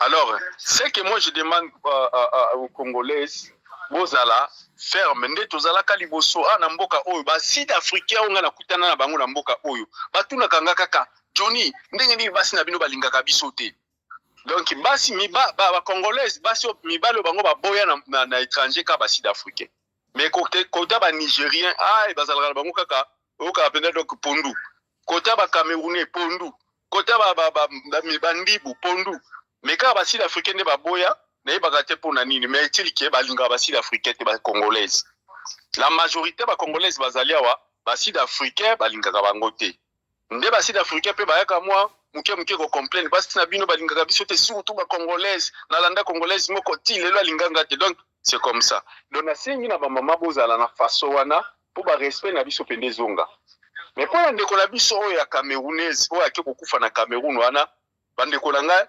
bolingo ezali kaka aveugle toko condamner yeti tala kaka mutaboti so mwana liboso aye ko tia suzemi ya mibale so comme na confiance na yeti comme mona keno muto yo akwasire parce que naza na banda na ye. Oui mais ndeko Johnny zemi yango ndeko Johnny yes nzemi yango ezali teke koti nzema moko tango abotaki na bazaki na babenga yango nini ese bakenda kobomba bango wana babenga yango su nini foyer par mégarde de koti ndengo wana epuis tango aboti bakabwanaki déjà Pamela kutu kaka ndenge ezalaka masolo tokoloba na TVT mposa basecret akeko aluki pere moko boye aza na doki obi kaka ndenge ezalaka adekare mwana Pamela mpe azwi doki to Pamela mpe azwi doki na nsima mwana eske eza te yango wana Camerounais wana azalaki na doki te to azalaki na doki nayebi te akolanda na nsima asongela Pamela mpo azwa doki na nsima ne on ne sait pas. Pamela basi baboyanaki déjà na Cameroun entre parenthèses. Qu'est-ce qui a fait que azongela soit azemi akangaki na kisi po mama nena ala kamata kisi au sakante c'est-à-dire kisi tondenge nini et a promettre non na linko bala yo to kenesko pa na biso na Cameroun na Douala na présenter au parents est-ce que pour baba il fallait bakende kuna na Cameroun et puis pourquoi est-ce que Yé, Pamela ça va ndeko na poto. To kine oncle bango zoloba awa. Po na ina sitana na famille teke non. Mobala linga bala ngai abandano na kuno na poto et puis alinga me manga na Cameroun. Peut-être ngo pe conseil yé asali makambo na ndenge na est-ce que yé bakanga ki na kisi to ndenge nini. Bon, pour na bongo merci ndeko na la question là. Mais na koloba bo muto yo kokanga na kisi za muto yo lingi réellement. Olingi ya tika ote. Mais si vous avez un kisi, c'est-à-dire olingi vraiment la bolingo solo, ou bien olingi ozomona ke pona ki mayote atika ote donc il faut kangana kisi ndenge ezalaka. Mais si ko yo kangi mutu na kisi en même temps que ndeko bomai et eza louche. Problème na yende azalaki emporter na bolingo. Ndeka kolobiana soki bo pikliki na ye ezalaki normal pona ye amone ke côté ndenga nazolinga na zalande yango wana. Mais ce total le sous moi na sens normal. Akoma ki na deuxième zemi selon moninga nenga lo pour la nengo de mission moko boye je pense c'est ce qui kola swingi tango to sisa na rotindo link nango na landi na mission ya ndeko moko boye na Belgique azolo bake jeune fiwana akoma ki déjà na zemi ya mibale tango komi na zemi ya mibale ya mutu na yiwana mutu abi OK voilà le quoi tu peux préparer déjà moi na mibale na sina bisi na famille nanga bazala posa ba mona yo nde yango esala ke ba ke de Cameroun. Donc c'est comme ça. Donc yo tie mutu deuxième lizemi moke ko boma ina zemi na kati en tout cas na ebité lo lenge ni batu bazalaka. Est-ce que d'après histoire voilà mbongo est-vous sûr que Pamela va vivre dans le cadre de toi okufa? Pardon? Mais ba bien kufi déjà parce que na moni na émission na balakisi nzoto ya mwana mwasi na kati ya batumbi Papa Johnny, peut-être au compte na retard déjà awa mama Fifi a éclaircir que oh balakisi wana ezali nzoto ya Pamela te ezali papa moko ya Camerounais nde abomi mwasi ya kasa ki atumbiye wa ezali yango te. Bon, comment savoir parce que l'identité la bango mbale plutôt banate c'est qui non bokoki ko poser nga question hein boko poser nga question na ça corps oyo tomoni wana eza ya Pamela te mama Fifi a expliqué yango. Merci beaucoup papa Johnny. Voilà, Yamboto continue na limite yo kana intervention ya ndeko oyo biso na bino ensemble te yo ka raisonnement ya mama oyo sur makam oyo ya Pamela et bon tozonga to landana. Tata Sedeke bonjour. Nalandi histoire ya Pamela eza mawa pe passe mingi. Bana na biso ya lelo ba jeune fille ya biso ya lelo balingi koyoka te bakomi mutu makasi mingi. Toboyi te libala eza malamu epi libala ekipaka couleur te nation te acheté toboyi te nyonso na toyebi. Mais libala pele ozokende kokota libala yeba pe libala ezalaka na deux côtés. Famille na yo pe bazalo kura, famille na yo pe bafungola motema, famille ya mobali pe bafungola motema, famille ya mobali pe bazalo kura. Libalo bana na biso ba komosa lelo kaka bokuta libino mibale ya kato fanda bofandi esili obosani famille na yo. parce que moi na moi au Pamela ceux qui azaki na relation bien na famille na ye ceux qui azaki na relation bien na ba parents na ye peut-être makambo linge komate alinga ta soit informer maman e nazoki de Cameroun bona peut-être maman linga ka pesa ta moi conseil moko en tout cas bobo soit famille baza le courant ozomona ya kanisa ki ko bala na garçon wana soki na Belgique soki nini nde fin du monde. C'est pour cela à écarter voire même bato bayamba ki na mboka wana bato bayambi yo eroza nyukame il faut considérer ka bato wana ce n'est pas moto nyosa yamba ka bato na ba pays étranger papa na Sedek ebele bazala kaleka kozo koma bo bakangi ba téléphone ba limwe babungi okotelengana ozangi na place akokendi ozomona ngamoko na za témoignage ya likambo oh le nazoko kende ki Afrique du Sud na komi pre na sina sombi biye makambo nyoso moto il fallait ayambanga jour na lobi nini oh non moyena yako yambo ezate ngapi na yambi batu mama uti kokoma place ezali susu te et puis deuxièmement nzela ya aéroport a basi ba changer na ebi nzela sikane comité ba changer banzela pamba na Afrique du Sud ba changer nzela na ebi lisusu te donc moyena yako zona aéroport ezate wana soso bibi so sema kama soko sala ni na telengana mais na yaki kaka na se débrouiller fina ngana ndenge na ngamoko ozomona siko ye Pamela bato bayamba ke kuna bango nde vrai famille na ye akokai ko sala makambo te sans que asignale bato wana te ozomona mutu makasi premier volet mutu makasi efutaka te mutu makasi ezalaka toujours na salaire nango mutu makasi efutaka te aza mwana aza mutu makasi ozomona deuxième volet eza omoni désobéissance à saliwana ya mwana pe futiye azui salaire na ye batu bayamba ki bafungoli motema siko yo okomi ozui okoti libala okomi ngando okobongiso okomi na mwa kote na yo soso mi mwa mutuka omoni ke okoki o négliger batu wana salaire na ye pe yango na azui yebi pasio batu na bazako kana motema to yambi penza ye era pasi bazaki ensemble est-ce que ya zui pe abongi azui mobali abongi il fallait ba enjoy ensemble ozomona Pamela sali pe mabe Pamela zui li futi na ye ya comportement mabe mama pe place azana Congo peut-être mama pe azako le la comportement ya Pamela ozomona je suis sûr ce qui ba luki pe mama ba tri mama peut-être Pamela tindela ta mama ne pe lokote bana lelo ba yoka bana ba yoka et puis likamba ko ya kokendaka ko bala ka ba pays mususu wana rozondi makobala pays mususu ngai pona ngai bo bala ni ba pays différent bo kende ko fanda pe na mboko eza netre bo kende ko vivre na mboko eza netre obali camerounais to kende ko fanda na Cameroun te okoya pe pa na ngana Congo te to luka pays moko netre biso mbale to ke ko fanda parce que to ko kabola bolingwa batu te c'est mien ndengwana parce que ceux qui na lobiyaka na Congo yo poko banga Congo nanga so lobinga pena ke de Cameroun no penga na kubanga go alors désormais batu babala ni deux pays ba ki ndiko vivre na pays o eza netre je crois que eko banda ko résoudre moi ba problème ya mabe mike voilà un peu moi contribution na ngai ngana bakisa moke yango na papa na Sedek. Voilà, merci beaucoup maman. Pasta Oskeme et là moi linga na mutu sika boyo sa mosala na Nzambe. Du point de vue spirituel, bon, balobi Pamela azalaki sœur. Autaki couvent. Ngala kante lokola sa moseka me oki mama fifine ngalobi ya ba moseka bazaka souté do obandi mo okoti moseka me afobima avant okula fo le kana tatami. Est-ce que Pamela peut être azalaki destinée ya kokoma ma sœur, Mamelo. Mais lokola ye a changé à kati singa.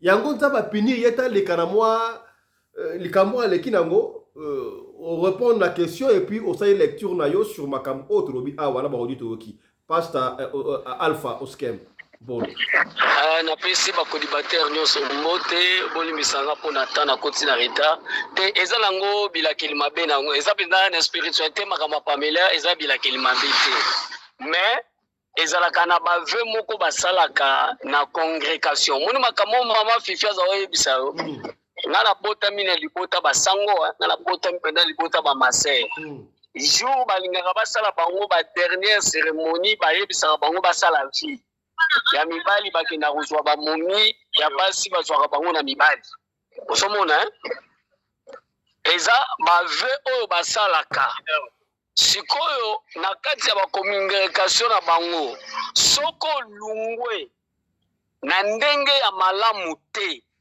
ememaka ba problème ozomona soki olungwe na ndenge ya malamu te tanke ozalaki religieuse obimi na ndenge ya bien te na couvent ememaka bavant vi na yo kozala malamu te mpo basalaka bave moko ya malamu te basalaka bave moko ya malamu te mpe basalaka deja baalliance moko spirituelle ya malamu te. Pasteur, si tu as vu sur moi quelques vœux pour la famille, on a ba religieuse, moi tu vas faire les nini. On l'a vu papa. Si tu as vu sur moi quelques vœux, ce qu'on va salaka, ba vœux on va salaka. O désobéir ma bé. Nanu akobala te. Masala ba vœux oké akobala te. Siko tango ozobima bazoyeba ke un jour kobima ozobima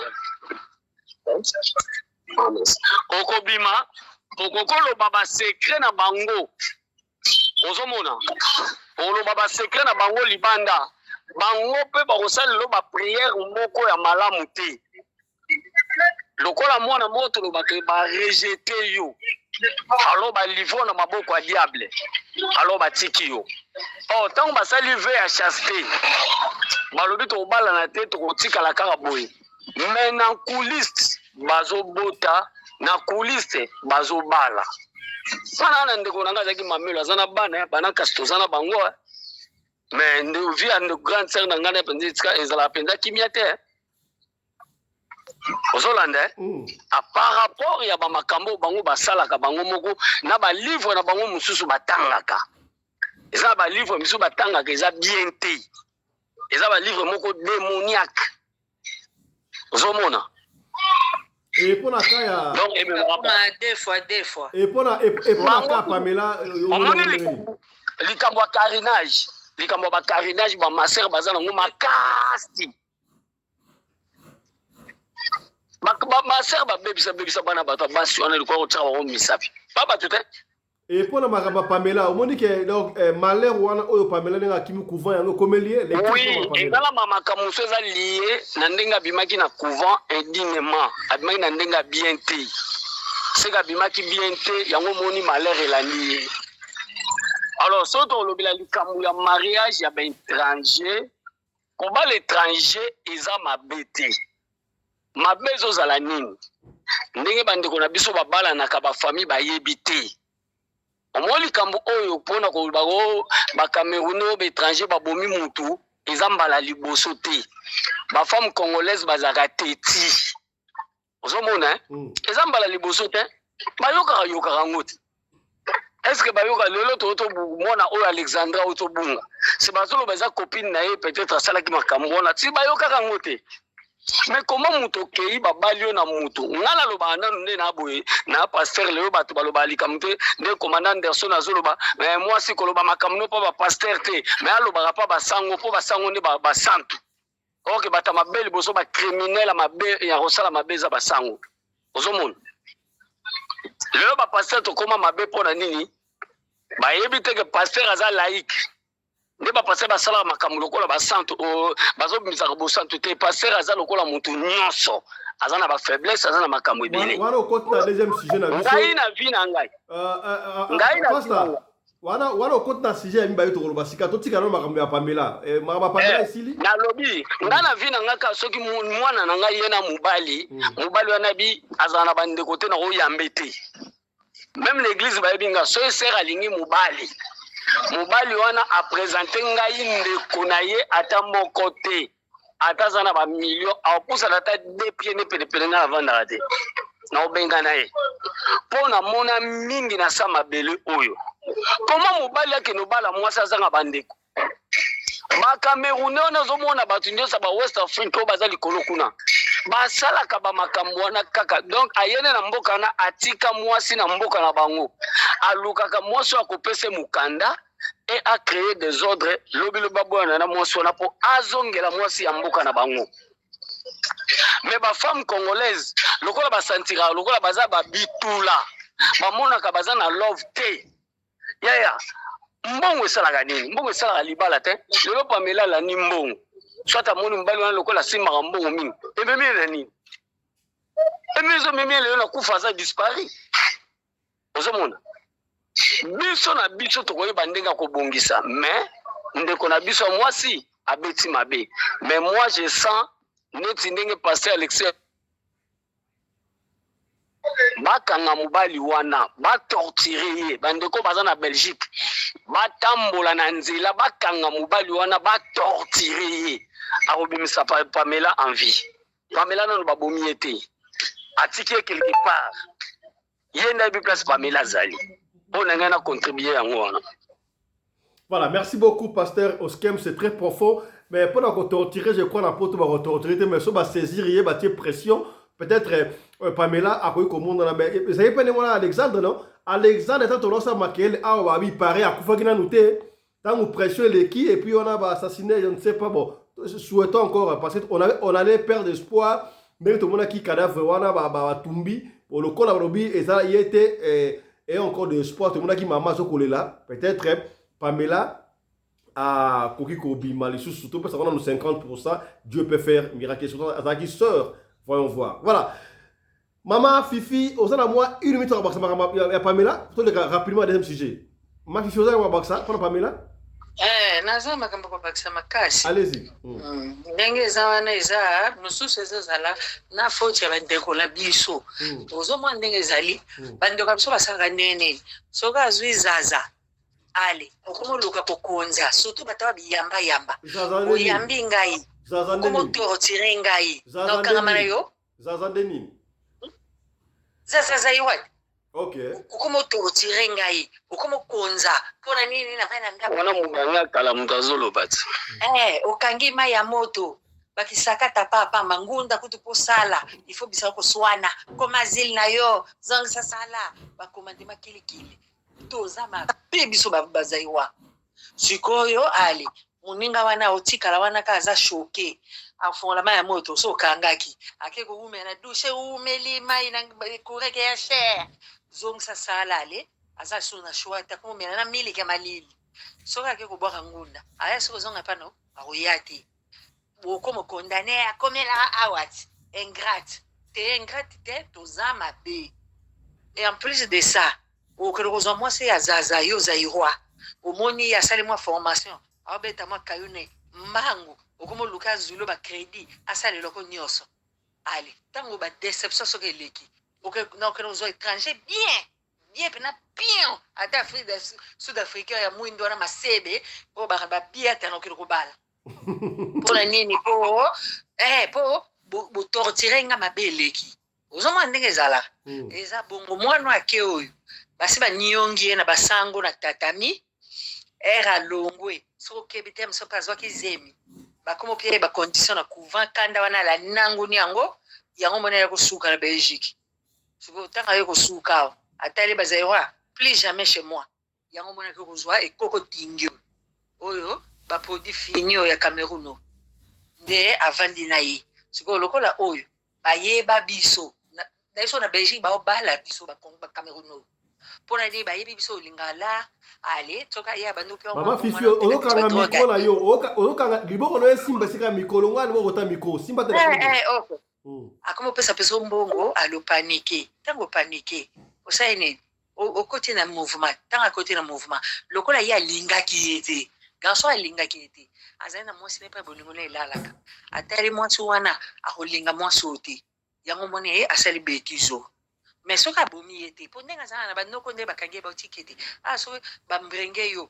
basi ba signaler partout a rolekate ata na Hollande ba kange basi batambusi photo ndenga za wana garçon wana ata batiki ya otambola ba photo ne partout ata ko na Allemagne ya royate ozoma ndenga za po ara bo rap piano ngaya bazui ozonga kuna ba ko bengelo penake azali awe boya kozwai ozoma siko ndenga za wana akovanda wana akolakisa soki pa bomaki ye tokoyeba kaka soki pa bomi ye te tokoyeba kaka ozomona mais omoni makambo na lobaki mokonzi ya mboka ye wana te avandi nie azo respire era ngango ye Moïse aza wapi Alexandre mwana bato ye oyo te Yo tozu sous deuxième batanga. Babi misambo le gouvernement. Bakelo kozo bembe wana na Cameroun. Maman Fifi, ozolo Maman Fifi. Na osala direct ya nakanda. Maman Fifi. Ozolo makambo za très profond awa mais ozo kanga liboko na ezo lekesika micro ya téléphone ozala ezo kanga ma air moko. Oloba kelo mo awa mais comment est-ce que makambo Alexandra na mokonzi ya mboka ayambaka mama ba Alexandra? Pona nini bato bayembela nzembu ekena soki nini na ngwa mais makambo ya Pamela toki leta solo bela ngote c'est il y a une différence entre Pamela et Alexandra. Mbalo pena fo baningana. Mbalo ba ningana parce que ye mokonzi mboka mtobenga président camerounais na solution mwano. Soki a bougé di pour sentir ngana direct. Voilà, merci beaucoup maman Fifi. Bon ça dans le téléphone maman Fifi téléphone Tika téléphone merci beaucoup maman Fifi. Voilà, ton équipe m'a rapidement na préoccupation ami balé o ndeko atindela biso to la so nango lobi meten la kité ndeko oyo papa fiston libana ngaza ya kokufa. Pona nini boyebi misalo sala na poto la libanda même kutu na Afrique comme ma carton moko échafaudage bloko moko mona bo pikiliki et sala kamala malamu te moko zongi doki heureusement pe maman nene azali wana. Alors moi si nango rasalisa ngai na bakisi ya bokoko abenga ta maman nene abenga rien moi si okaka nzamba kosala moi si ba secret ya ndaku azokende koyebisa yango epa ya papa pasteur. Papa pasteur atali pe moi si yango bonzenga ali kongenga ya kosakana te e bandaki prière ale papa pasteur yemoko akomi ko bimala sœur oyo. Oyebi yango to lobaka soki na ndako moni mama akomi ba réponse moko insolente salaka attention surtout wa na église. O pasteur alobaki boy. Non, mabe. Suka nango mama wana akomi ko bima na pasteur. Tango mobala ko timbela libala ekufi. Papa Fisto boso la likambo oyo na équipe choc. Libala ngai ekufi po mwasi na ngai makambo na biso ya ndaku abandai ko kele koloba yango epa ya pasteur. Somo bo pesi ndeko oyo conseil nini. Na basi oyo polo makambo ya ndaku ba makango epa ya pasteur. Na pesi awa baloba epa ya papa Mabiala Johnny abandela biso wana. Merci. Ya, merci bandeko na ngai. Ya. Makambo ya basi pe bayokaka. Soki mobali azali na faiblesse, akomi na batan ya faiblesse, il faut kokanga motema. Il faut aussi kokende kolobela ou bien kolanda conseil pa bato bazali ba plus âgés. Donc bato ba umela ba 70 80 ans. OK kolanda ka conseil pa bato lengi wana. Poso ko memengo pa pasteur pasera comprendre ka ke yo beti binda ba 10 ans ole kaka ba côté wana te oyebi ka tango zolo ba bongo excité déjà pour na minute wana ya comme déjà faible yo poso ko oza déjà faible donc ce que ba toucho ka bo pas courir l'équipe nde makambo le kaka biso na mboka o ka toza awa donc mama afanda penda ya beta ceux qui bas 8 ans. Donc 8 ans mambo isimbaka te akanga nika motema lekaka na ekaka. Un jour abi bona ki me foi bisata pasteur na mona pasteur azobondela bato azotia maboko banini na me ko ebisa ile mususu akobenga pe mobali na ngai abondela pona biso. Akei akomi pa pasteur expliquer pasteur oh pasteur na minute wana ya zalaki déjà donc o kaka benda donc courant il y a 6600 volts de télémi.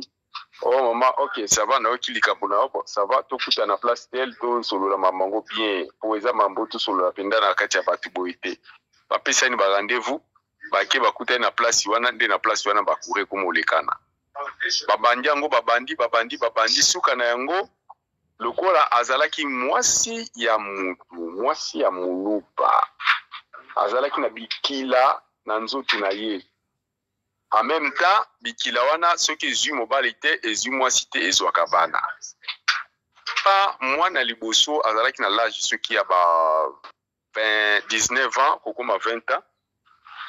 Abandaki akotambola bwe na nzela mutuka eramasa ye akufa sur place. Batu koyeba te baleli mwana bakepe kokunda mwana makambo eleki. Après quelque temps mwana ye moko akomi kobimela mama na ye. Mama yo ndugu mingai. mama yondo bomio mama komika soka fandi bagangi bato abi mama okokufa likambo nini mwana komiko bimela yo osala ki mwana nini yambola batie mwasi pression mwasi ayo komo ba vérité problème nanga ezalaki nasalaki boye combien de fois plusieurs fois nani ona mutu tel nde bayaki kozwa ide bato ya mikolo bafandisi babino ifo yo kende mboka bakende silisa babikila osala kel yo pe kokufa kaka nde bazongisaka ye Congo. Donc pour moi ce que je veux dire pour na bino ba maman please soki bozana makambo oyo ezali ya lolenge wana please boyebisa ba pasteur te pasteur obikisa kutu te pasteur kutu akobikisa ote mutu akobikisa oyo ezaka Yesu yana wana yo moko zana na kondima tolandaki mama moko na Kisangani ya beta kutu 12 ans donc ya sepela na mobali na kaka une année ya libala après une année makamunyo sila la pongi abeta 12 ans après 12 ans na kubondela ya mama wana na kulela ya mama wana azokota mabonde liti mokolo mususu mobali na ependa makambu tu ezongi ayepe kosala kodele ki fongola bien tozo comprendre le côté kodele ki mingi fongola Côté ça, tu n'as pas polélé. Maman na avec ma communauté c'est qui kozonga, mobile asiepeli, mobile moi si pas asiepeli. C'est comme ça. Donc ngai na lingi conseil na opesa ka bana nzambe. Nous sommes les tous abattu na basal na nzambe, mais la faiblesse izali bien sûr. Mais tant que eza batu nyonso bazali lokola nani te lokola Joseph te batu nyonso te bazali lokola Joseph. Bokanisa te batu nyonso bazali lokola Joseph, po penda moni penda boima monambo abandi na epe mbango. Baza ebele te bandeko na ngana bata oyo sata pe azawana azotala ba terrain vide ye moko arbitre.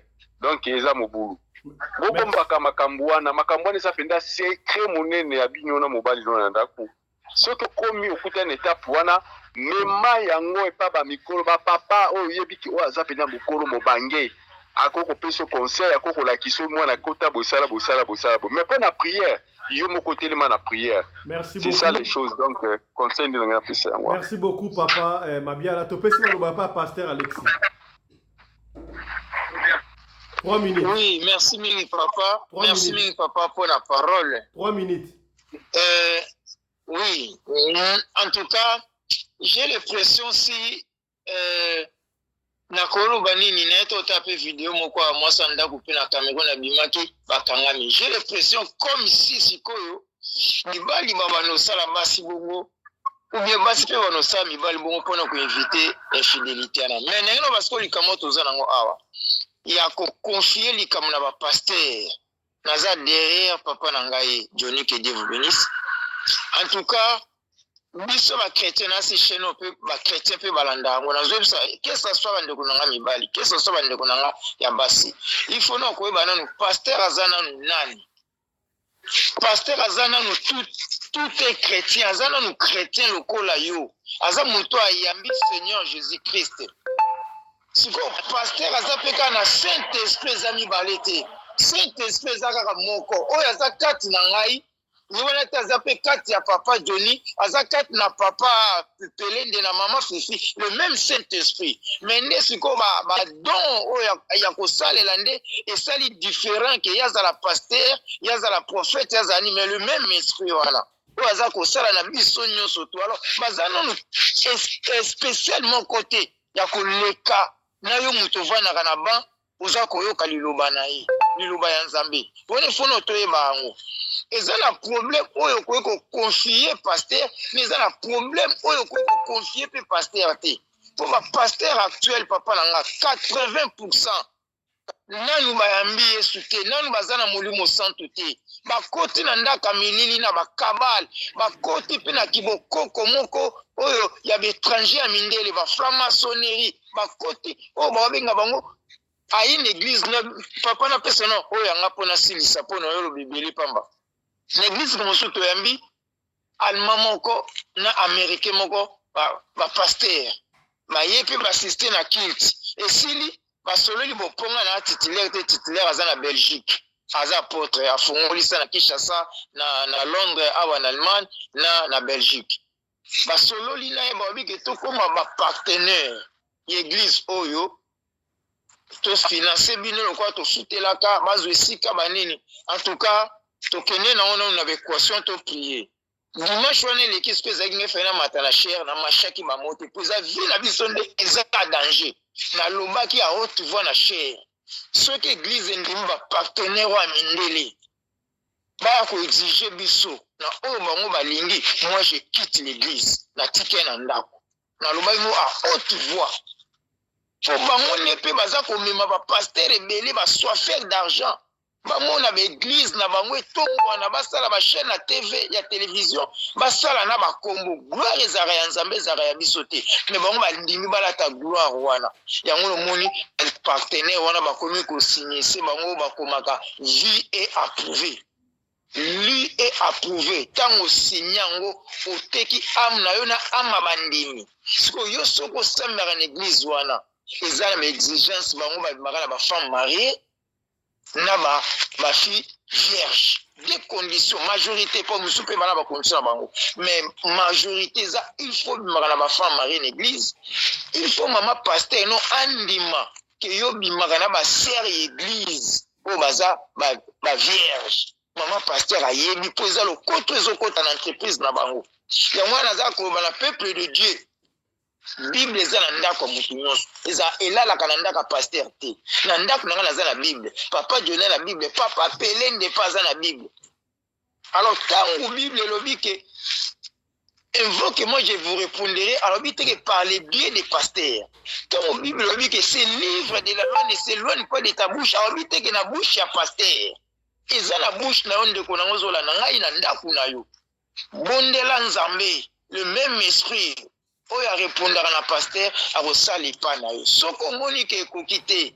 eza na bapriere mosusu mpe basosiaka mpe mosusu me bokeba na bapaster bokeba na mama bapaster na église wana eza na bafrère mosusu baza plus onction na baonction kuku koleka paster me solicitaka mingi ntango soki ozonga epai moboti na yo mpona clôturer awa mama ngai mobali na nga tala boye tala boye tala boye moyeni yebisa papa eza te bosolola ata na papa solola na mobali na ngai tozo mpe papa bokila oya mon fils neni na foye na bino boza bien oui toza bien banini mais mwasi no aza kosepende pa mama kuna na ndako yo boye na bomoni biso mibali papa oyo alingi mwana nini na libala akopesa bokilo ne conseil nga na kosala mwana na nga mwasi soki ayebisi madame e na ndako na ngai papa mama papa azotelema te madame ntango ayebisa nga na koluka bokilo na nga po eza vie ya mwana na ngai nde eza la danger mpo akoriska bima libanda nakovandisi oza mon fils nasukisi navandisi mon fils nateye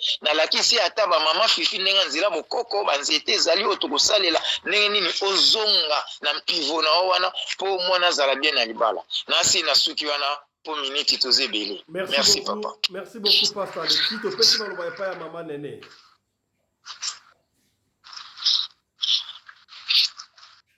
Oui, papa.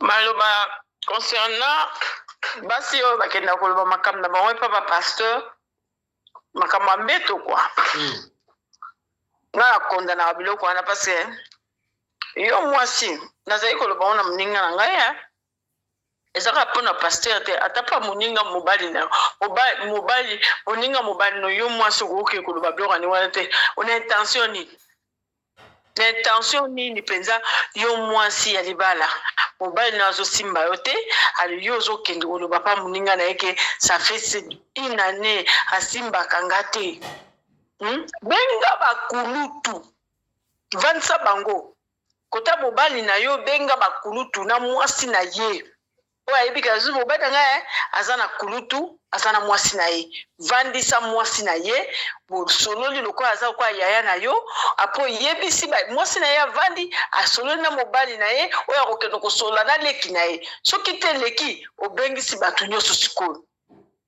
napesa ye conseil wana na bi okoki jamais koke koloba biloko ya ndenge wana epai ya bato olobi na ngai wi nayoki yo na pose quelques questions eza nini kaka o nayebi te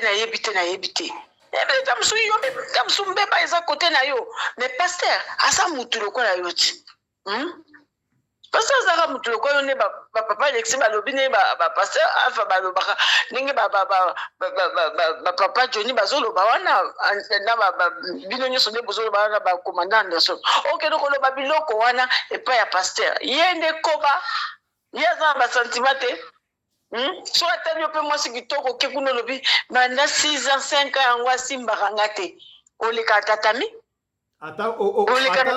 oyebisi mama pasteur mabe mama pasteur yo soko oyebisi ye bokosola ne mama pasteur oyesa mobali na ye ntango mobali na bengelanga ye ese mama pasteur azala wana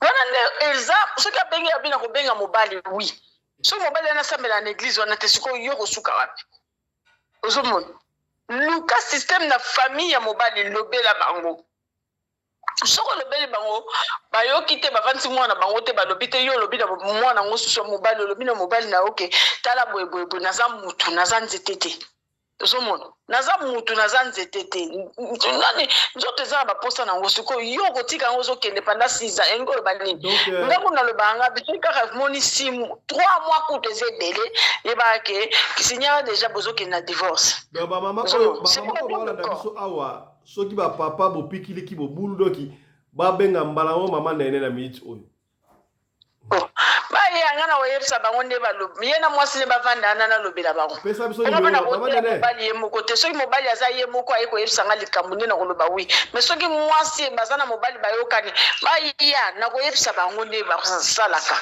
eza likambo moko ya grave te mama nene rappelez tozanga biso za communication papa mama nene rappelez biso numéro na yo po babenga yo numéro na ngai ezali plus 27 78 179 7608. Merci beaucoup bandeko bala proba bopikili ki ba papa mama bobenga mama nene akosunga bino. Voilà, topesi maloba et pas ya pasteur Alpha Oskem Shumakam oyo.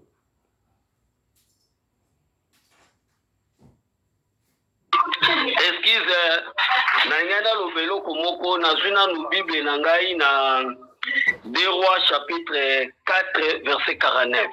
2 Rois chapitre 4 verset 49.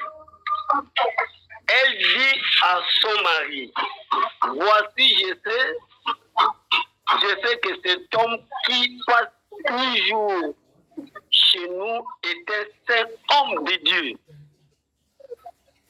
Peut-être basel na nzambe to linga ko négliger bango to zo biso ba camarade na biso non baza baninga na biso te to respecter na hiérarchie wana. Moi si pasteur, je resterai toujours pasteur et je disais comme un pasteur. 2 Rois chapitre 4 verset 49. Bango nyonso ba fongola ba Bible na bango. Pasteur aza mutu me aza mutu nzambe. To tsaka ba biloko wana tozo ba acte wana lokola mutu nyonso te. Papa Alexis, oza pasteur. Pasteur aza lokola mutu nyonso na musuni, mais na molimo te. Na molimo jamais. Toi, molimo moko te.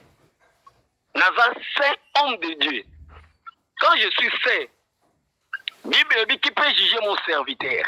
Ndenga zo kwea nzambe nazo tombole. So nzamba alobi malobi wana koma biso o toza na mokili to bandi ko bafouer yango. Non. Non. Pasteur aza mobateli pati. Aza na charge ya makambo nyonso. Aza na charge tala eza tina teke nzamba placer bango wana. Donc so nzamba placer bango wana. A placer bango lokola ba conseiller. Oyebi likambo papa Alexis famille ekozwa maîtrise na ngote. Mais pasteur akozwa maîtrise na ngo batu bayokani pe libote zongi kien. Tango l'église de réveil bimaki. Oyebi combien de batu oyo babongola mutema biso ba alpha to ba magicien. Comment ba famille bazwa kata ba temps yango te okomisa biso to alelo. Omoni berere to sala.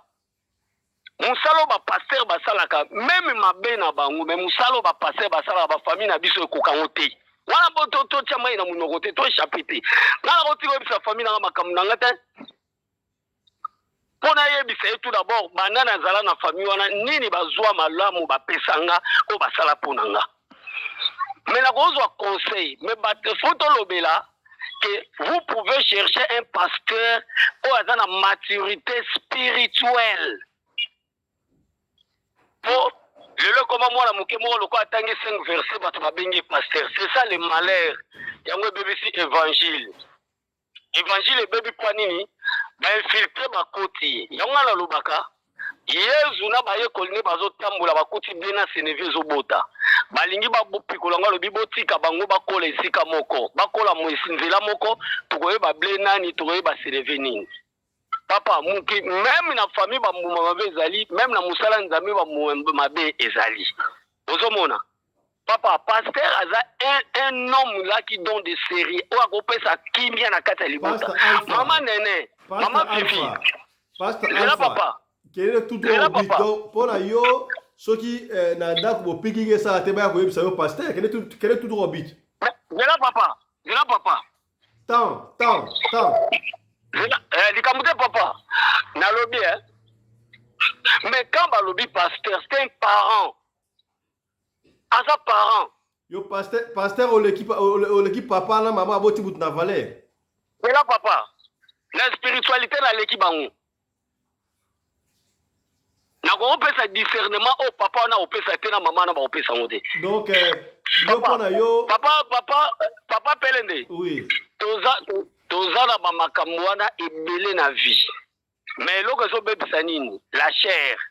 Ozolanda likambo nzoto nde so bo juger na nzoto mais na molimo te.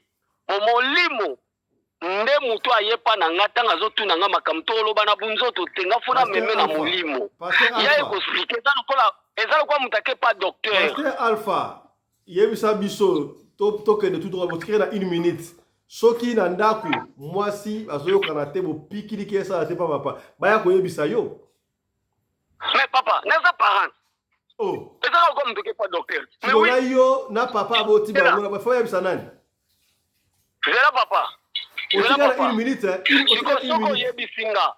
Papa. Soko yebisinga. Na comme so mwasi nanga. Non, oyeko yebisanga pona solo la peut-être na mobali na yo, pona zongo na makamo peut-être na angle moko spirituel.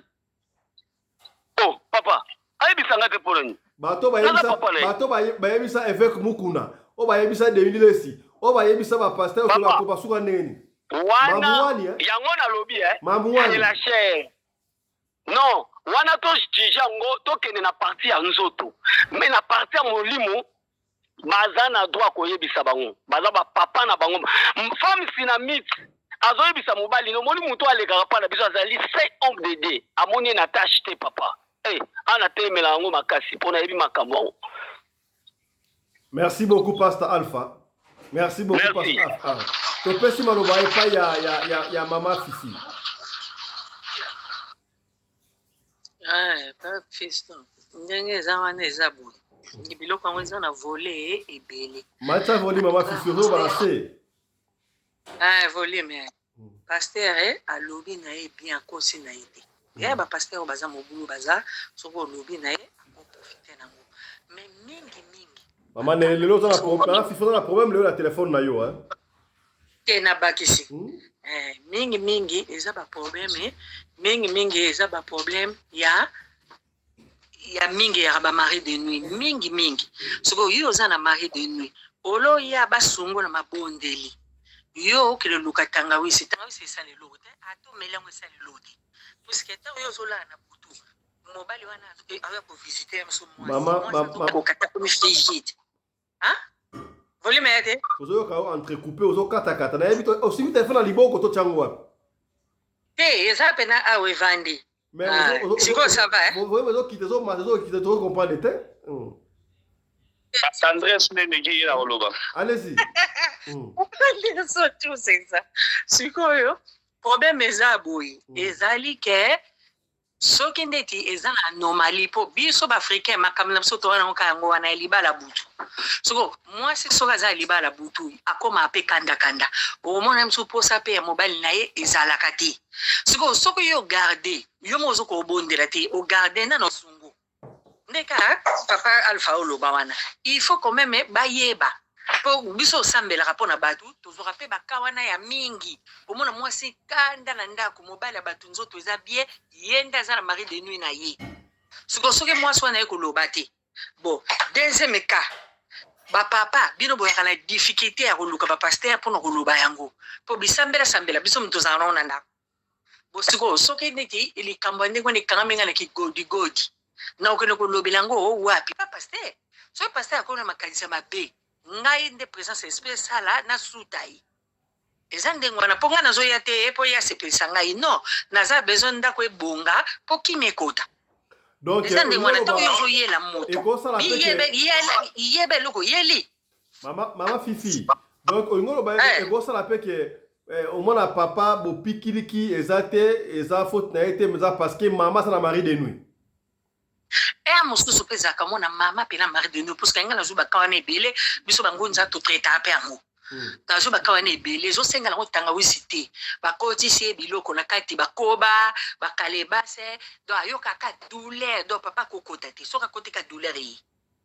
ozomona siko papa mpe kolembalemba ya bamokomoko mais papa bato aza très bien ye mama moto aya problème bon bapapa mosusu mpe omona ye mpe ana libala na ye mosusu mpe omona bokutani na couple mobali ya babala ye ko babala yo mais boobota mpe bana me akala na batiobo ya mokomoko mais okomona eloko wana ifo koyebisa paster soki paster aye yo mpe mwasi moto esala te kete paster ngai nayelaki yango te ngai nayeli priere okomprendre déjà genre ya paster oluki position na yo eza ndenge wana ezala te ke ngai na baproblème paster aye yo fifina ale na milembisi non enga fifina etali ngai te ngai nayeli makambo oyo nayeli ezwa masolution ozomona ata otindi ye pa manene avandi kuna azomelela bakisi yango kuna eketelema te puiske soki ayeka komata na mbetu mwasi wana butu azozele kuna na ndako merci beaucoup ozomona butu mama wana efo akeye na ye soki eza balibala atala moto ya balabala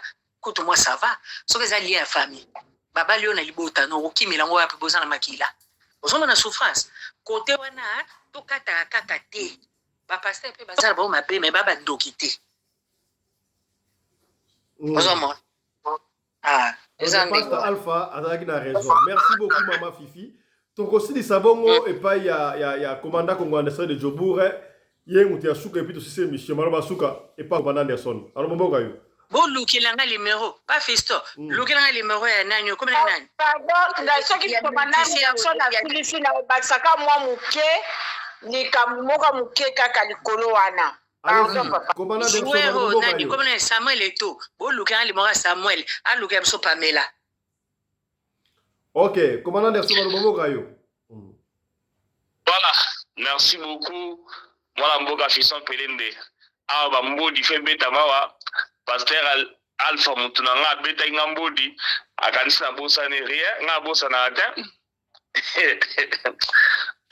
pasteur alpha omoni batubela tozalaki esala l'église catholique kala ezalaki soki orate tubela samedi ozwaka motema pasi ondire nzambe akoboma dimanche na ntango mais lelo oyo esila molongo ya tubela ezalaka susu te bato bakomprenaki confession dukuta baza kosalisa biso na biloko ya pamba oyo mondele amemaki epa na biso mpona koyeba kokontrole biso so tozosala complot contre bango soki toza kolinga kosala makambo nyonso bomaki mondele foke tubela epa na bango tubela wana confession wana esalamaka susu te tokomprene deja ke non ngai fala solola directement na nzambe na ngai soki naboyi nanuke moto ya koyebi so makambo na otinde ndenge akebisa yango sango ya église catholique mumpe moto azobala te ngai naketinda mwasi akepesa akesala tubele mpa na ye mais non aza na ntango te akonoyebisa ye likambo na ye epai ya sango ni même pas epai ya pasteur non plus tobandi nano na liboso na makambo oyo vous savez les mariages je ne cesserai de le dire c'est au lit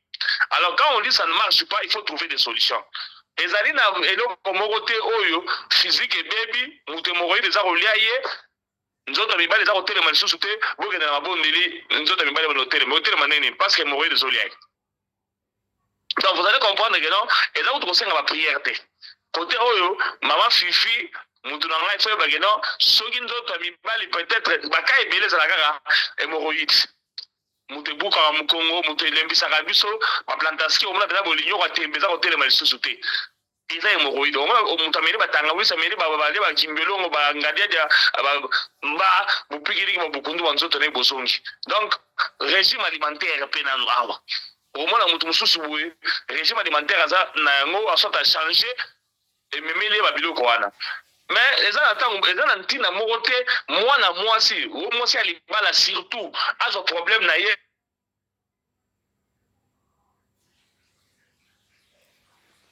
Allô?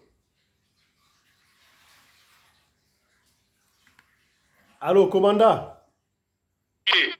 Ya webi seke na ndako papa mukongwese kufi nazo resu bilengi te yango na ye awe pa na yo. Commandant, ozo kata, ozo entrecoupé. Il y a problème à réseau, on a réseau problème. Quand la ligne na yo comment on a réseau. Commandant. Commandant na betie bambodi. Wana bambodi ndezo bimisa na réseau. Commandant, ozo ko susute. Commandant Anderson. Commandant a problème à réseau. Voilà, commandant ozo ko susute to pesi maman nene allez rapidement, maman nene. Zoa. Volume ici appelle normal les autres comptes des autres katangay. Allô? Oui, allez rapidement, commandant. On va finir. Allez rapidement. Voilà. Donc, côté wana, ngai nazali contre yango, bandimi basana droit ko yebisa ba pasteur makambo na bango te. Moi si Luka solution bon solo na papa. Pour que moni que nous devons répondre que lukele mo ba nzete buko ko amela a renforcer makambo fete songa malamu que o ba no ko mi confier na batu moko boye au parrain au marraine au pasteur maman pasteur non. Terminez vos histoires entre vous, vous sur le lango, et vous allez bien mériter, vous qui ne vous pouvez ça, ce qu'il est là qu'on a vu et pas à Batouana. N'a pas dit qu'à mon sous, on a un vaccin à Mouké, n'a pas souci, c'est qu'à moi, moi, on a coupé dans Cameroun, le gouvernement congolais a tiré la moussille Libanais à Makamouana. Le premier Gao n'est pas le deuxième Gao. Pas frapper, bisous trop dans Makamoyo, il y a tout eux, bisous on a famille, tout le Gamouana. Gouvernement côté monté. Merci beaucoup. Na ba na biso na ici le sac on a papa et maman. Pour la pambola bino. Merci beaucoup maman une minute, on va finir. Maman une minute maman. OK. Na ngina lo baboya. Concernant ndenge mama fait lobi ke batu mususu basi mususu bazana ba femme de nuit ba mari de nuit ngana ko yebisa bino ke mwasi oyo azwaka ba planning familial oyo ba pilili ba biloko nyonso wana pe kozaka ke mwasi akoma na azala susu akoma na dégoût ya nini ba sentiment sexuel eloko wana ezali fréquent na basi nyonso tango zoke nozwa batonga na yo no nazoke kozwa tonga pona kanga kobota nazosaba nyonso wana joue un rôle basi mingi Maman nene obosani na mibali yo bamilaka pe ba mbuma nazotoma wana papa Johnny yango wana okokoka koloba te ke nyonso eza ba mari de nuit de femme ba femme de nuit ozomona ba femme de nuit wana bato babenga bango ba femme de nuit oui bazali soki na modèle nini mais soki yo moto ozoki omela bakisi wana parce que totiaka toujours confiance na bakisi te na komela kisi na koyoka bien papa mama toza na biloko ebele oyo eza naturel oyo ekokobikisa motu tozana ngo il faut quand même to landa peni na biso bakisi wana bazosela ngo na biloko na biso naturel mais bazobakisa ba drogue na kati nango yango zomona ezo intoxiquer bato ebele eza toxique bakisi wana ebebisi bato ebele nga moko naza témoin ya oyo wana parce que na bande kozwa planning family na yoka mutu moko bisenga kata lito epelisi kata papa nasala 2 ans na mona makila te. Après que moi n'était navi ozani na bandi ko mela banzete na ngabo koko banzete makile ko songa ndenge zalaki ozomwa obengo kaka tegeza ba mari de nuit ba femme de nuit mari de nuit na oyelo le butu beta tambata te na butu wana kufa donc l'autre biloko wana c'est ça spiritualité ne commandant Anderson à lobby biloko mususu ozomona ngobo il faut acte donc o réagir mbangu po yozwa solution mais soko tikango ezo kubati ti mio mobenga mio musiko mio mezana nzoto na obenga nini eza nini ba mari spirituel soki ba spirituel soki mari te totika biloko wana tolandela ndenge ezokende soki omoni ke olingi na omela tanga wisi te olingi na yo te wana eza yo okontinue ndenge wana non c'est ça eza spiritualité. Merci beaucoup. Non c'est ça spiritualité. Merci. Voilà, merci beaucoup. C'est par ici que nous arrêtons. On s'arrête ici pour la journée à l'élo. Je crois que c'était un grand plaisir de vous recevoir. Sorry. Voilà. Sorry. Oui. Ya Bolimbi, c'est vraiment moi une seconde kaka. Bande bona biso abasi pe en réalité ba makambo bolukaka te balingaka te. Soko ke na ependa boye fête na fête et comme yo oza exagérer. Soki pe pesi fête muke akombe biloba loba akomoke de kobimisa ba secret libanda. Ba yeba au juste balingaka nini. Pourtant ba yokutana bato mususu boya komanda rogo et comme si ma ndende bele ote ya lekisi oyo te yo boye na boye te. Mais soki pe à diminuer sous dose et comité sous problème. Donc, pour le en réalité, sous merci beaucoup. Merci beaucoup. Allez, portez-vous bien. Santé de faire à tous. Chapcha.